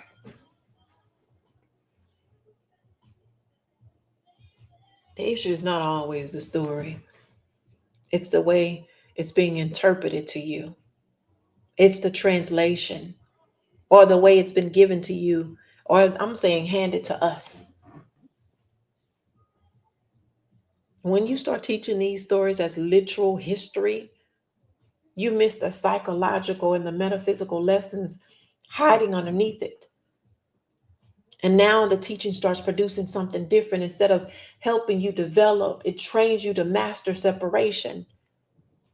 So now you've mastered how to override what you feel. The things you observe, you look past them. All because you were taught good faith means suppressing. These teachings, these stories have been taught the same way by design. So let me give you the bottom line. Wounded people teach from wounds. Let me say it how you know it.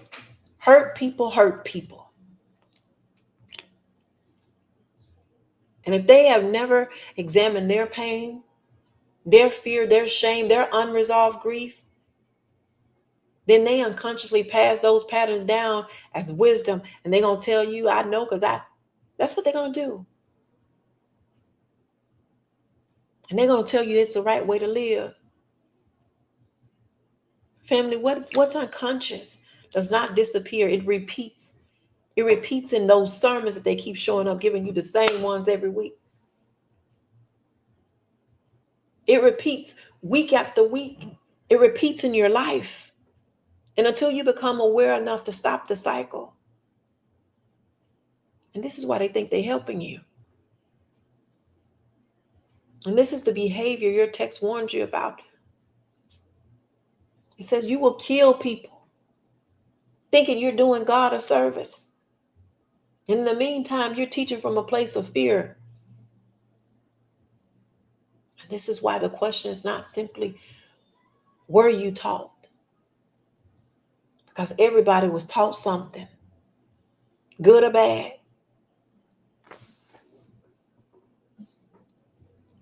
I'm sorry, I can't even see that. I can't see your comment, Doc. For some reason, my screen went black. I'm not sure. I think it says in what context.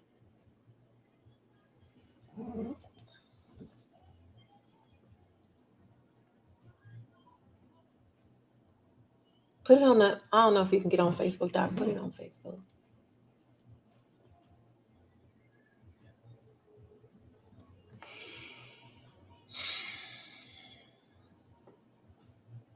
What did the teaching produce inside you? Was it awareness, responsibility, inner stability, discernment, alignment? They're teaching from what they know. Fantasy. So now entire generations can inherit this confusion. And with all of that, you say, that's just the way things are. Just wait on him. It'll change. That God is dead. And I have to ask you, where did that teaching lead you? What have you started paying? What have you started paying attention to?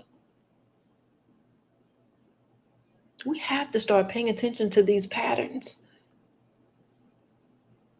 Like your texts say, test everything. This doesn't just go for church. We're talking about the system shaping how you think, what you value, what you fear, what we as people normalize. And we are asking, what direction were our people being trained towards in these pillars? What are the pillars again, Ty? In economics, education, entertainment, labor, sex, law, politics, religion, and war. Now stay with me because we're still on topic. Because the issue is not that people learn something.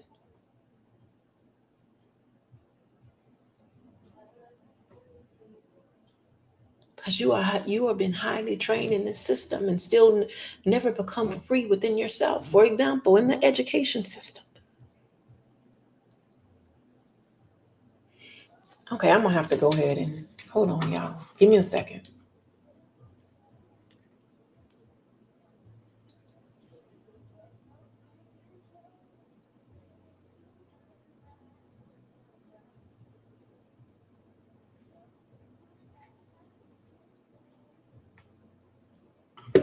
There we go. I don't know. After a while, it starts to, my screen goes black.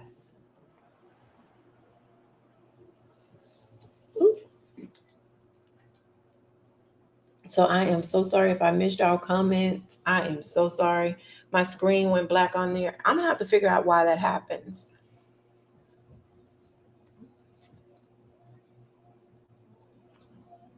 Thank y'all for coming and holding space with me. Why I couldn't even see your comments. But in the education system, I think that's where I was. You were taught to memorize information, to recall this information, but not taught how to question the structure itself. In economics, they taught you how to work hard, but not how ownership and wealth systems actually operate. Not how you can utilize trust or how you can use trust for your benefit. In religion, they teach you obedience and dependence while you're being disconnected from your own awareness and your own discernment and your own origin of ma'at, which is not one directional, but instead it teaches you about balance. In entertainment, they teach you how to admire things, what beauty looks like, what success should look like, what value looks like. And those things that you look at, they take you farther away from who you are naturally. In labor, it trains you to survive through exhaustion, to be a slave to the system while believing productivity equals worth. But let's go deeper, Ty. A system does not openly hate you. They don't have to hate you to misguide you.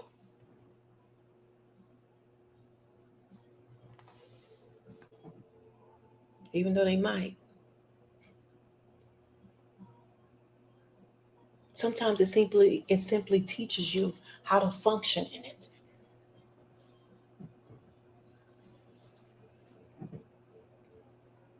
That's how your worth only comes from what you produce, how much you can endure, or how well you can perform. But ma'at goes beyond performance and asks a deeper question. And are you in balance with yourself? Because a person can look successful externally while internally feeling exhausted. This is why y'all see these celebrities get all the money, have all the things. However, they're still not happy.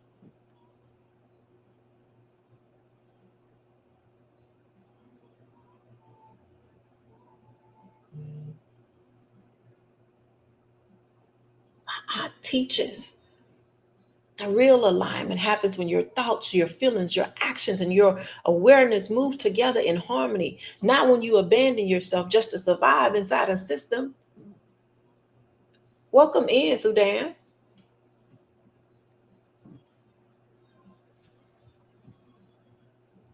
That's what Martin was talking about. He's seen the destruction.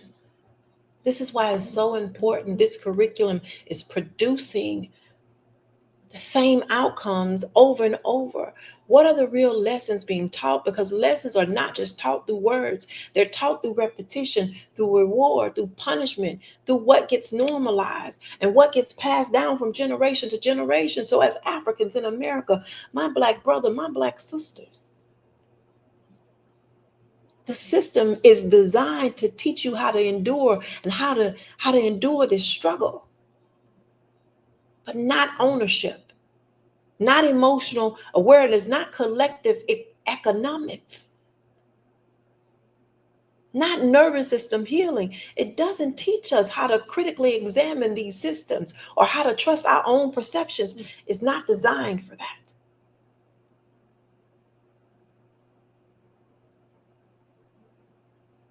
It's about recognizing the patterns.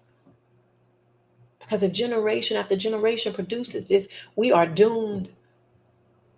And it can get worse. Think about that. What environment? What is this reinforcing in our environments? Because every system conditions your behavior. And sometimes the deepest lessons being taught is not spoken directly. Sometimes the lesson stays in survival mode. Consume more than you create. Look outside yourself for value and permission.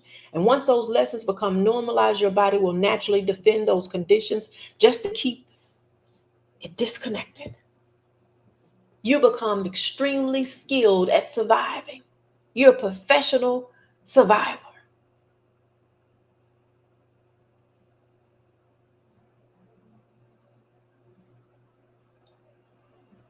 While never being guided towards self-awareness or being the greatest version of yourself. And that's the work, not just learning information, but examining what the information is producing inside of you. I know that you've convinced yourself you didn't do anything wrong. But in this survival-based system that we were handed, the information that you repeatedly absorbed has shaped both your brain and your body over time. This is also where prediction errors start showing up. The brain is constantly trying to do one thing. Let me put this on the screen. Let me show y'all this real quick. I'm gonna add this on my screen.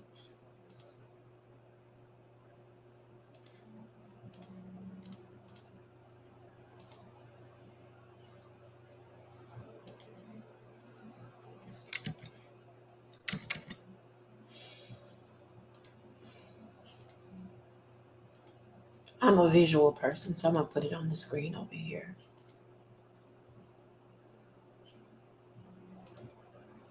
Y'all gonna see it over here. I'm gonna show it to y'all here.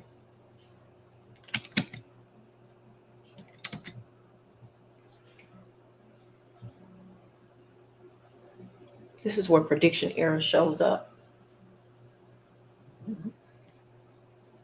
The brain is constantly trying to do one thing, predict what's going to happen next. Y'all go to YouTube so that you can see the visuals. I'm going to figure out how to get it on here on my TikTok too, so you guys can see it. Let me do this. Let me take myself off of there because y'all can hear me, but I want to let you guys see it too.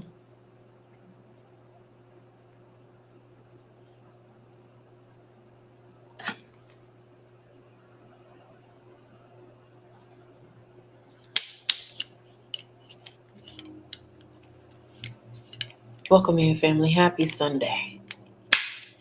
I know we're taking a little bit longer tonight, but I decided to make it my business. But this is what I'm gonna have y'all screenshot that. That's the visual that we're looking at. Y'all can screen capture that. So what happens when you're repeatedly told, just believe and this will happen? Welcome in.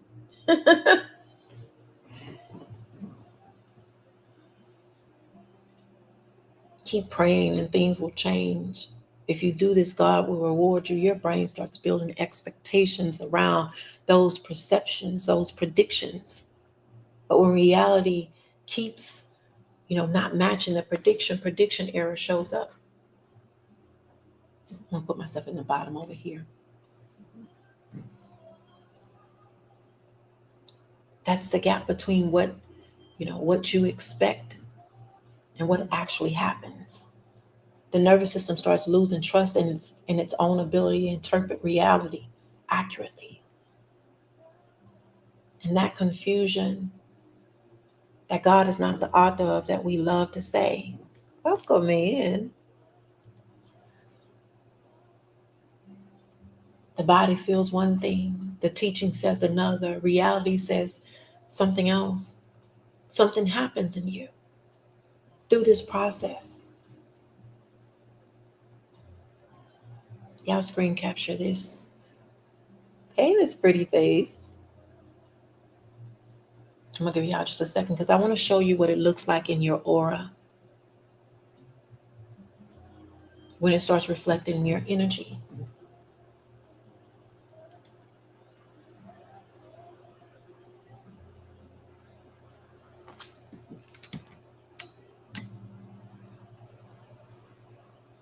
Let me stop sharing that. So I'm going to put the aura picture up and I'm going to give y'all a second to screenshot it too over here.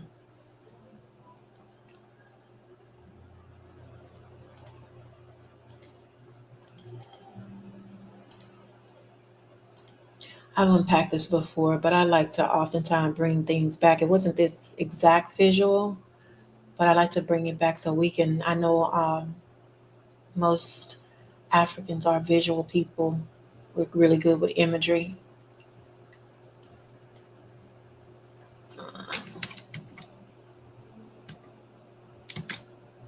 Welcome in.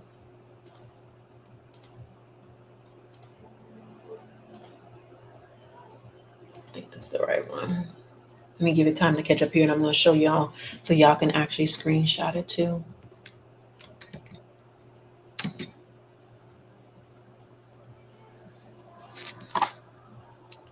Let me take myself off of here. Welcome in. Thank you for the hearts. This is what your auras look like as we start to unpack this. I want y'all to screen, if you could screen snap it so you can follow along with me here.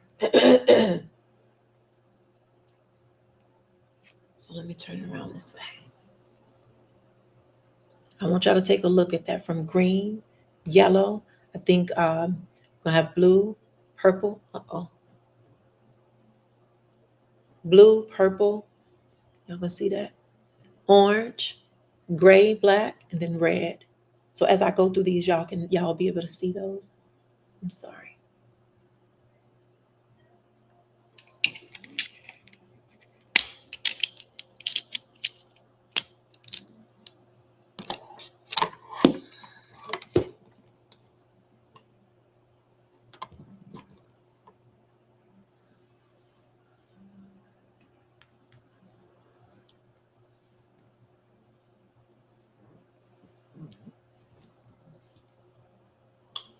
This aura that we have, this vital body, it starts affecting your energy, your nervous system, your sense of self. Your aura is your life force. The curriculum of one directional process versus the balance in Ma'at. I'm going to show it to you.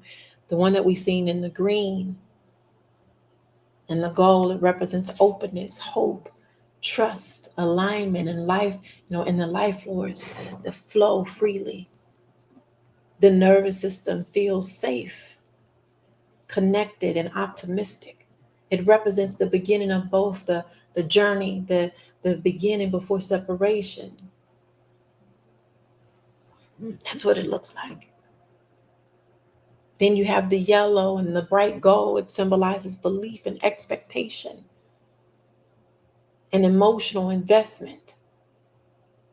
This is where the mind starts building predictions based on teachings and repetitions and promises. In the Christian system, repeated teachings like just believe, keep praying, your blessings are coming, can create a strong emotional expectation and dependency on external validation, reward, and prophecies. Why Ma'at, when you're in that yellow and that gold, is knowledge of self. It's tradition that focuses more on inner balance, self-awareness, truth, alignment, and personal responsibility. Then we move into the blue. And the purple, it shows prediction era. This is where it starts. The brain starts questioning because reality is no longer matching what was expected. This creation, it creates an internal conflict, confusion, and emotional tension as reality begins not matching certain expectation. Prediction error starts showing up. And on the Christian journey, this is where the confusion is created. Guilt, shame, or feeling that you're not good enough. So your nervous system is going to start questioning itself while trying to protect the belief system at the same time. Then you got the deep purple. This is when you start to get fragmented. It represents cognitive dissonance, overwhelm, and the psyche struggling to hold those conflicting realities at once. So you're trying to hold on to your faith, but you're suffering all this disappointment. You're suffering with this fear and this performance together all at once. But in Ma'at, that contradiction is often used as information for deeper self-evaluation or self-examination so that you can start back from the beginning. Rather than the proof of failure, the goal becomes restoring alignment with truth instead of defending the illusion. Then you start back in Ma'at. But not in Christianity. It's going to take you deeper.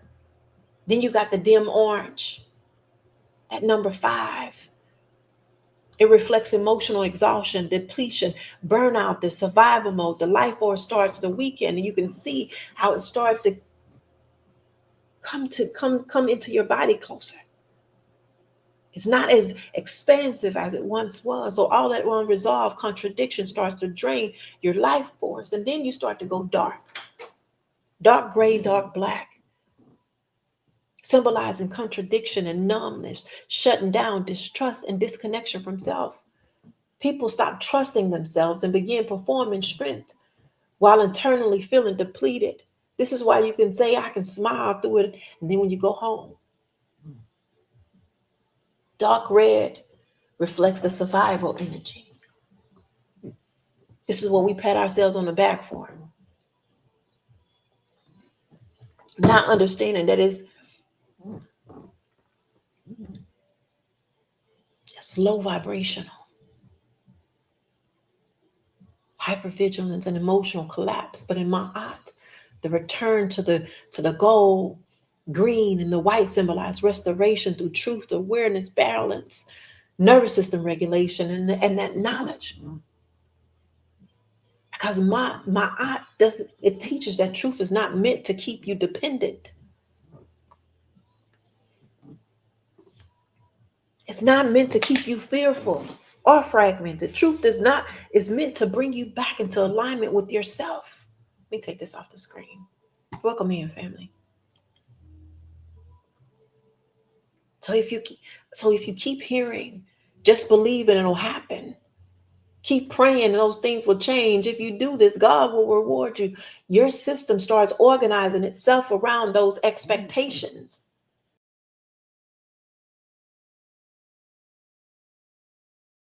Back on the screen. Sorry, y'all. And at first, that can create hope, excitement, and you motivated and emotionally invested. Your energy opens up because your mind believes something meaningful is coming. But when reality repeatedly does not match the prediction, something starts happening internally. And your brain experiences what psychologically they call a prediction error. Meaning what you were taught and what you expect are not, they're not what's showing up. And over time, that gap creates internal conflict. And if the person is taught to override your own perceptions, you'll stop trusting yourself.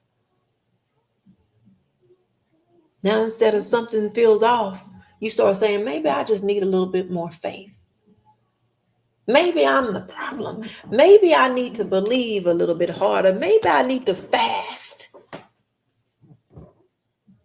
And that's what the system is designed to do. And just like Job, they give it to you. But that prediction error never gets processed honestly and spiritualized away.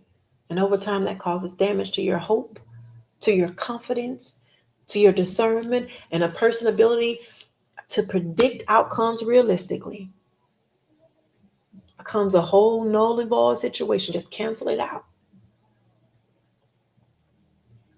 So this is why we have to get the pastors to co-sign the confirmation. This is why we just can't make decisions on our own and be confident in them. That's because we've had so many prediction errors. We don't trust ourselves. This is why you're waiting on the next prophet to show up and tell you what's next. And that's so dangerous. Healthy predictions is actually what is the actual part of survival and wisdom. That's your Holy Spirit, the Ruach HaKodesh. Your brain is supposed to learn from outcomes. It's supposed to learn from consequences and repeated patterns. That's how discernment develops. But when you're trained to deny what reality shows up in you, you become disconnected from that internal GPS that you have. All the while trying to maintain the performance of certain things externally. Family, these prediction errors are not the problem by themselves. Prediction errors is how your brain learns. The problem starts when you're taught to ignore the errors. Because you were taught to suppress the anger, the grief, the boundaries that you have. Suppress the contradictions, turn the other cheeks. That was never meant for you to be a doormat. They can tell you that all they want. Turn the other cheek that's their shit. The principle of ma'at don't stand on that. It stands on balance. And all the while you turning the other cheek, your nervous system is screaming out on the inside saying, you should slap her.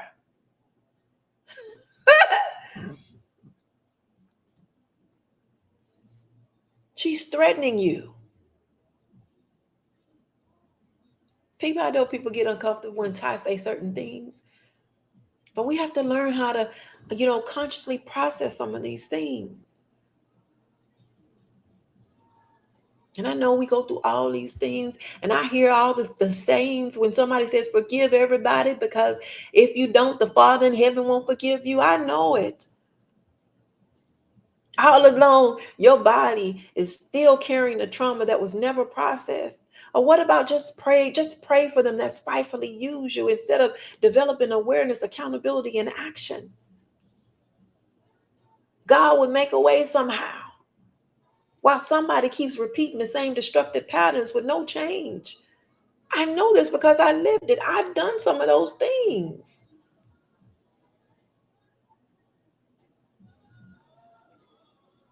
They tell you don't question. They tell you don't touch the anointed. Just have faith. Lean not on your own understanding. Over time, naturally, what happens, my friend, is you just stop examining anything altogether. It just is what it is. But your body keeps the score and it never forgets, but it pays the price as well. Throughout this process, your nervous system keeps absorbing contradiction. The mouth says, I'm blessed. But your body contradicts. It says, I'm emotionally flooded. I'm just tired. I'm sick and tired of being sick and tired. That split creates confusion. Your mind and your body is not on one accord. This is why getting back to the origin is so powerful. Because ma'at is not just good behavior. Because it looks at the intent behind those things that we do. I did not unalive them, unlawfully. I did not steal unlawfully. Harmony between the inner and the outer world. And this is the danger that shows up in the one-directional teaching. Because when you only are given forgiveness without accountability, you become fragmented. That's why this is what Ty means tonight when she says they taught you well but led you wrong. Because it sounds righteous on the surface. While inside it's just disconnecting you from your balance. This is why you feel so conflicted. But ma'at says the truth must be weighed. Not blindly accepted. That means both the physical and the metaphysical matter. Both your body and your spirit matters. Both compassion and discernment matter. Both faith and observation matters. And when you remove one side, you lose the balance. Now, I wouldn't be tired if I don't give you this like I do. And like it. I'm using these allegories to demonstrate a point because I was there too. Believing in this thing with my whole heart. I was there. I know. I believed it as if it really happened until I read it and I know they told me it was an allegory.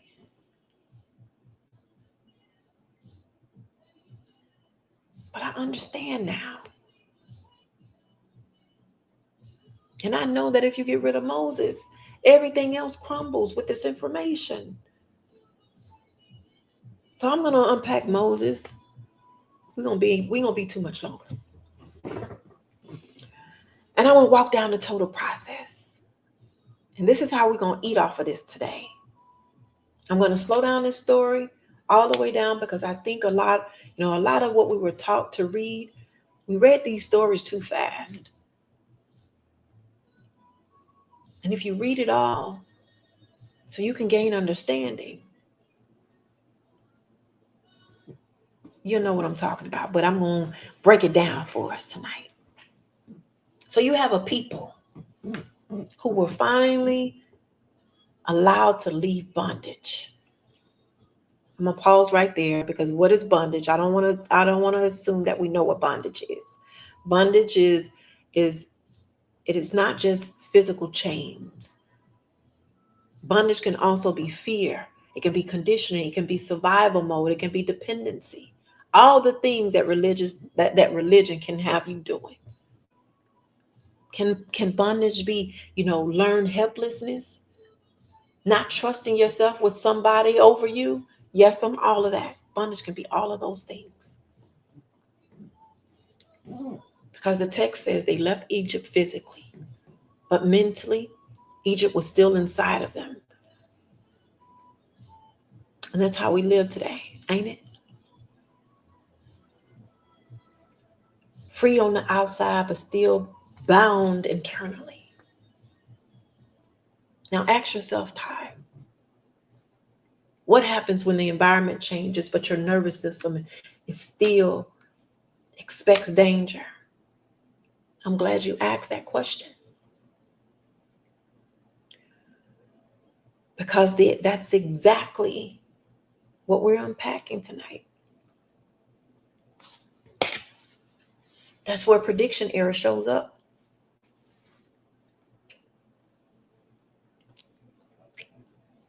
Because the people thought once they leave, everything should feel better immediately. That's how we think. Once I leave, I'm going to feel better. That ain't how it works. And it ain't. I don't care what you're going through. That domestic violence situation, that job, whatever yours is, put your name on it. That's not how it works. You don't just leave and everything immediately feels better. But imagine being conditioned for 400 years. 400 years of affliction and bondage. Sounds like today, because I think it's been 400 or 500 years in slavery. But anyway, the trauma of 400 years of slavery was still in their nervous system, just like it is in us today, how it's passed down from our ancestors. They're dealing with the same shit, same thing. How do you know, Ty? Even after physical freedom, the mindset, the fear, dependency, and condition still remains internalized. Oh, but reality has a way of showing you that ain't how I go. How you know that, Ty? I'm going to show you. What's going on? Here's their reality. We out in this wilderness. We gone. We ain't got no food. We ain't got no water. We uncertain about where we're going to go. We uncertain about how long it's going to take us to get there. Now we got discomfort and no clear direction. Stay with me.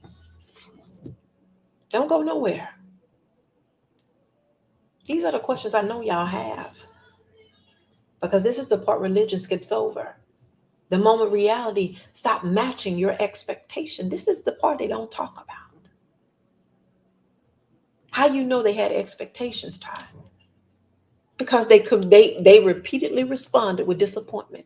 They started complaining because reality didn't match up to what their brain expected freedom should look like. Freedom should look like I should be able to have food and I can eat when I want. Freedom should look like I should be able to go when I want to go.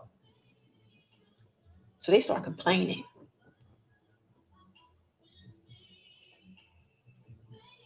This happens automatically. That fear surfaces. Now you ask Ty, what is fear trying to do? Fear is trying to restore certainty. Because remember, the nervous system wants predictability. It wants something familiar. Even if what's familiar hurts you. And that's why the people start saying, let's go back.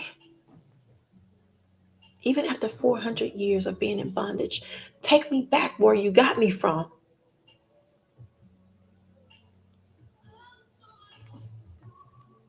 Now pause. Go back for what? Go back to what?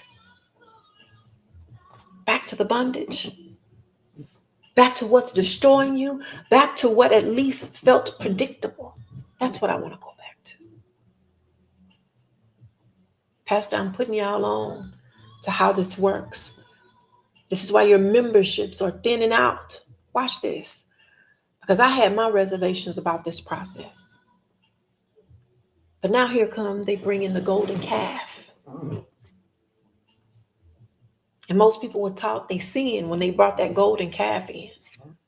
But Ty slows this thing down enough to know what this calf signifies psychologically. The calf represents false certainty.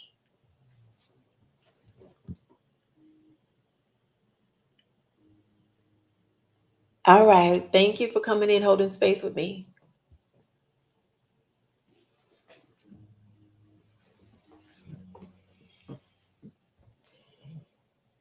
Something visible, imminent, immediate, something they could control, something that will remind them of the bondage they had came from, because that certainty was too uncomfortable for their nervous systems.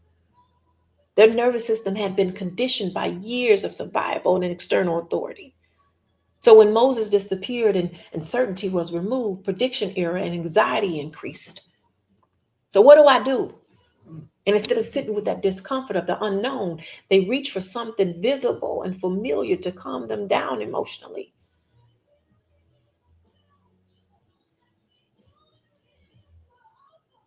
So that golden calf became a psychological substitute for safety, a way to regulate fear and reduce their inattention.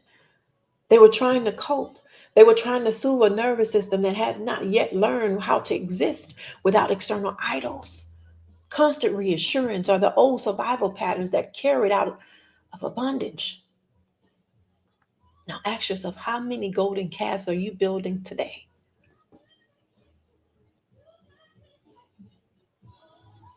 I got you, sis. You want me to put some names to them? Let me show you.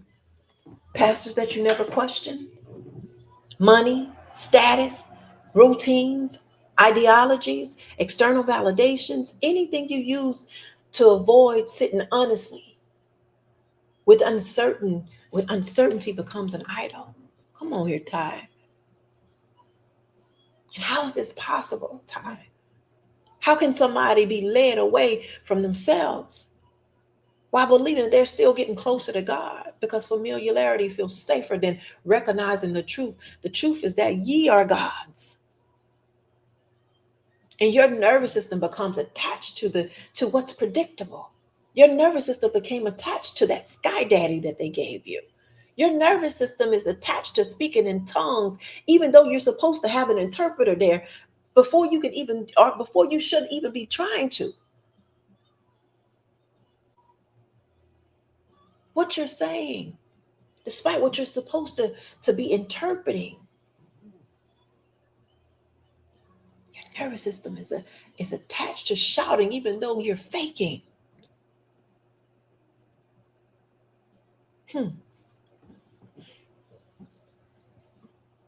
Whatever you're repeating. So even when the truth shows up, it challenges any of those things. You will hold on to the emotional safety. And your body will react like danger is happening. That's why people often defend what hurts them, what limits them, what keeps them disconnected, simply because that's all I know. And the biblical text actually points to that in the story. Can you observe reality without collapsing it into fear? Can you stay conscious enough to examine your reactions, your conditions, your patterns, your need for external certainty? Because many people were taught religion one directionally. Suppress the emotion, suppress the questions, suppress your body, suppress the lust, suppress the contradictions. And that's, I taught you well, but led you wrong.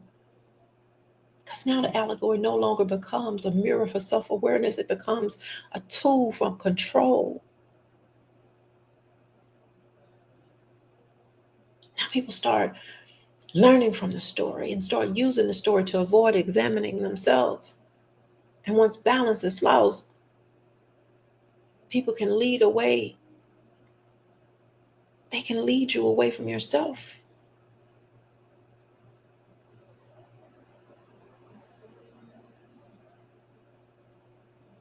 When that reality, family, doesn't match what you've been told, that moment is supposed to make you pause and ask, what am I really seeking? What is showing up for me here in this space? What changed? What do I need to fix within me? But if you were taught that questions mean doubt, then you won't update, you'll suppress. And when you suppress that signal long enough, you stop learning from reality. Now your hope becomes disconnected from evidence. And that's dangerous. That's too dangerous. Because hope is supposed to give you strength to move, not keep you stuck. So tonight, family, maybe the question was never we were taught. Because clearly we were taught something, like I said before. The deeper question is, where did the teaching lead us? Did it lead us to awareness or balance or truth or self-examination or inner alignment? Or if the kingdom was within us, what did it teach us? How to just be a slave, to obey what the master says. And that's probably why we feel so exhausted today.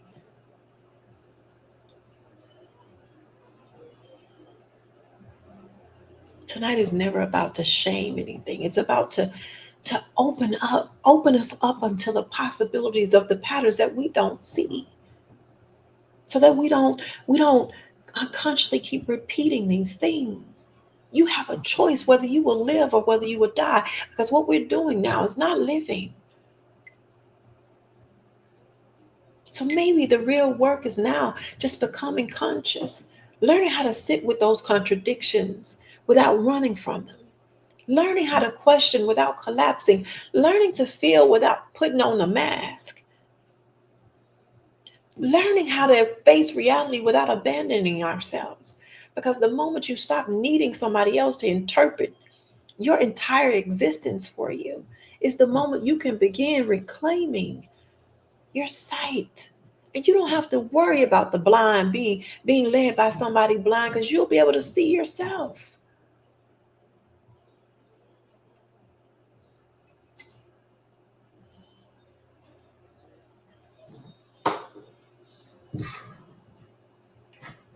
I heard you say, and it resonated with me deeply, that Ty never gives solutions.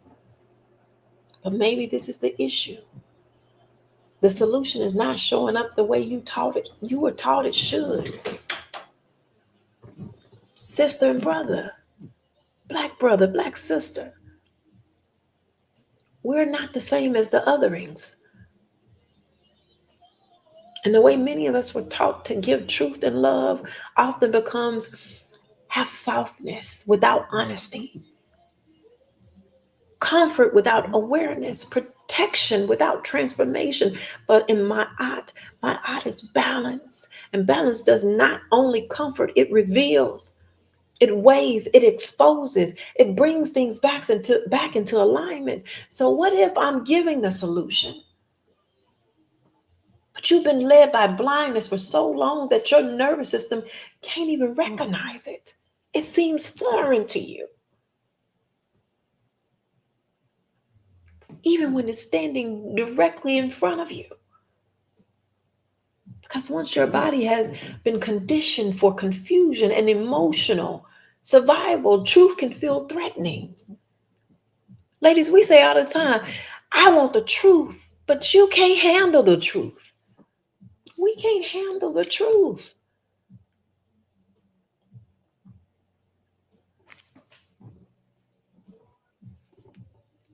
Truth feels threatening. So let me give you some solutions clearly tonight before I get out of here. Go back to source. Go back to the awareness, to observations, to balance. Go back to what reality is actually producing. What is showing up in your life? Go back to that. Not just what somebody told you to repeat. Because the original work was never supposed to disconnect you from you. It was supposed to bring the mind, the body, the spirit, the action and awareness,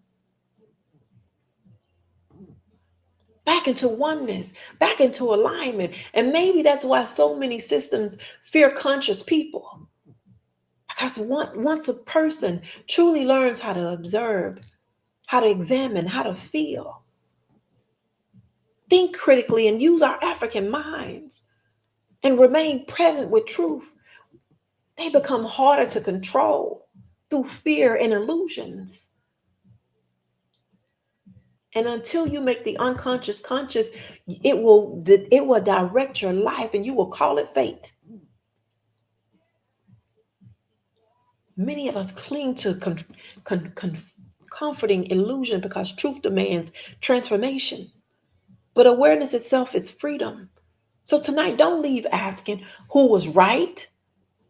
Leave asking, what have I been unconsciously protecting? What patterns have I been living that have been living through me? And do I have enough courage to see it?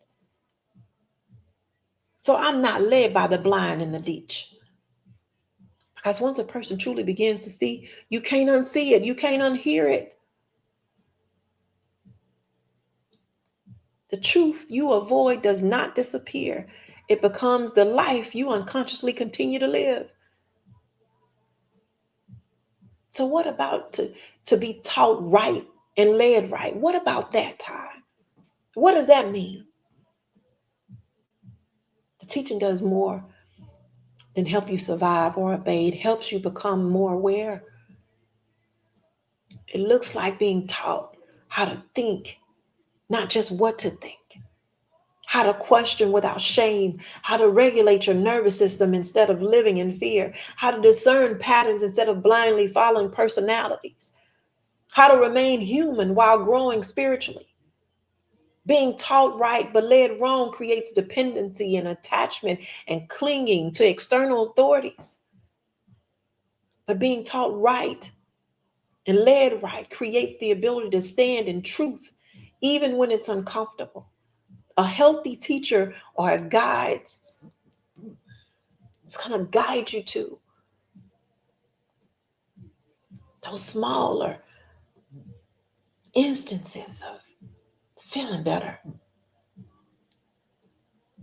It does not make you feel small.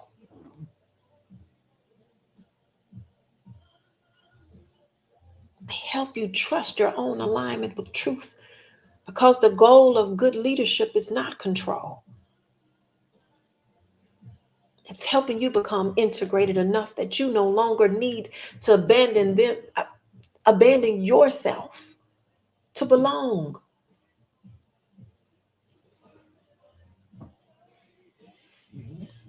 I would be cautious about a teacher that only wanted to teach me so I can still always be the student. At some point, I'm not saying that you're supposed to have this big head and be arrogant and just take over and say, I'm the teacher now. I'm not saying that. What I'm saying is, I believe this with therapy. Therapy is not meant for you to stay there and continue to stay there. It's supposed to be a progression of healing. So as tonight we unpacked, I taught you well but led you wrong, and we started with a hypothesis. What if somebody taught you how to survive but never taught you how to truly see? Because if the blind leading the blind, eventually both end up in the ditch. What is the ditch, Ty? Confusion, survival, fear, repeating the same painful patterns, feeling disconnected from yourself, needing everybody to tell you what's true, performing strength while falling apart internally. That's the ditch. And the scary part is when you've been in a ditch long enough, it feels normal. You stop questioning it and you start adapting. That's why people can stay in all the unhealthy things and call it faith or just the way life is. Hear me carefully. Coming out of the ditch does not just start with pretending that you were never there. It starts with recognizing where you are. The moment you can honestly say something about this is not aligned, something about this keeps hurting me, something about this keeps disconnecting me from myself, that's the beginning of the sight returning. Then what, Ty? You slow down.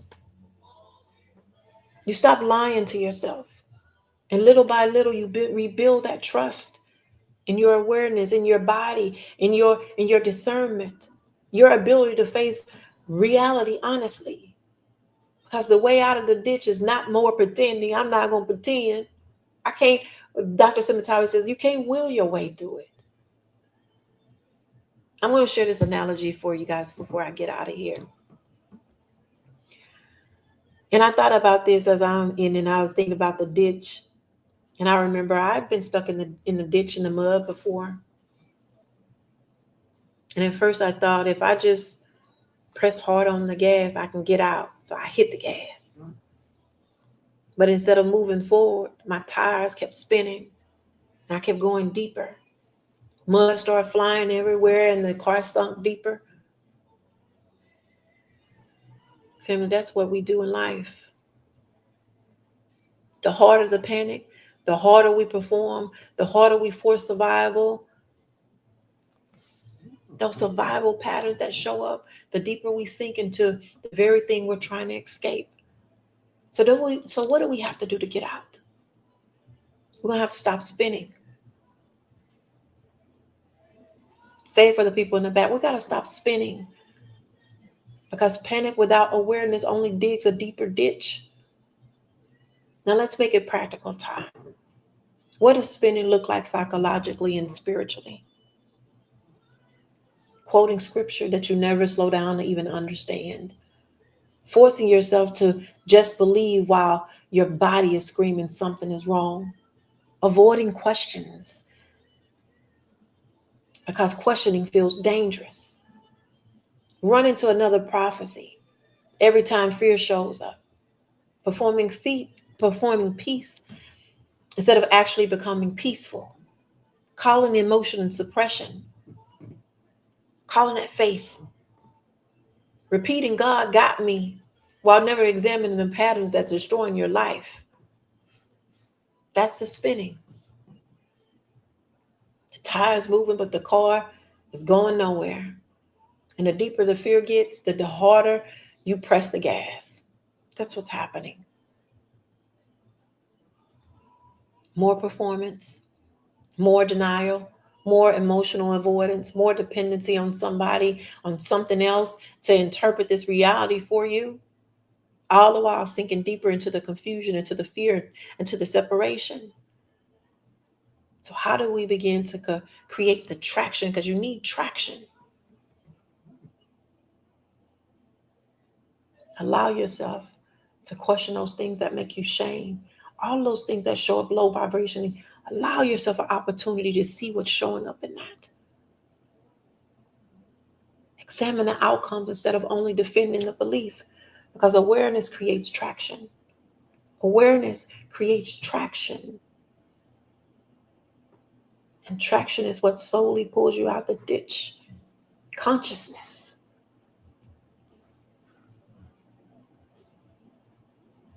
And at time you can finally become aware enough to see how you got in the ditch in the first place. Not only that, what kept you there? And what inside of you keeps mistaking that familiarity for truth? And once you can see your patterns, now you no longer have to keep living inside of it. I went a little bit over tonight. But I'm going to leave you guys with a quote before I get out of here. The real tragedy is not suffering itself. The real tragedy is becoming so conditioned to the suffering that you mistake it for life. And you allow that to run your life. That's not what we do over here. Everything starts with you. And we're going to start taking responsibility and accountability for ourselves. We're not going to blame nobody else. Back in the day, we used to sing a song and said, it's me, oh Lord. That's what we say over here. We're not going to blame anybody else but self. And we're going to also show ourselves some grace because we know not what we did. But once we become aware, we can operate from awareness. That's it for me, family. Whole tip.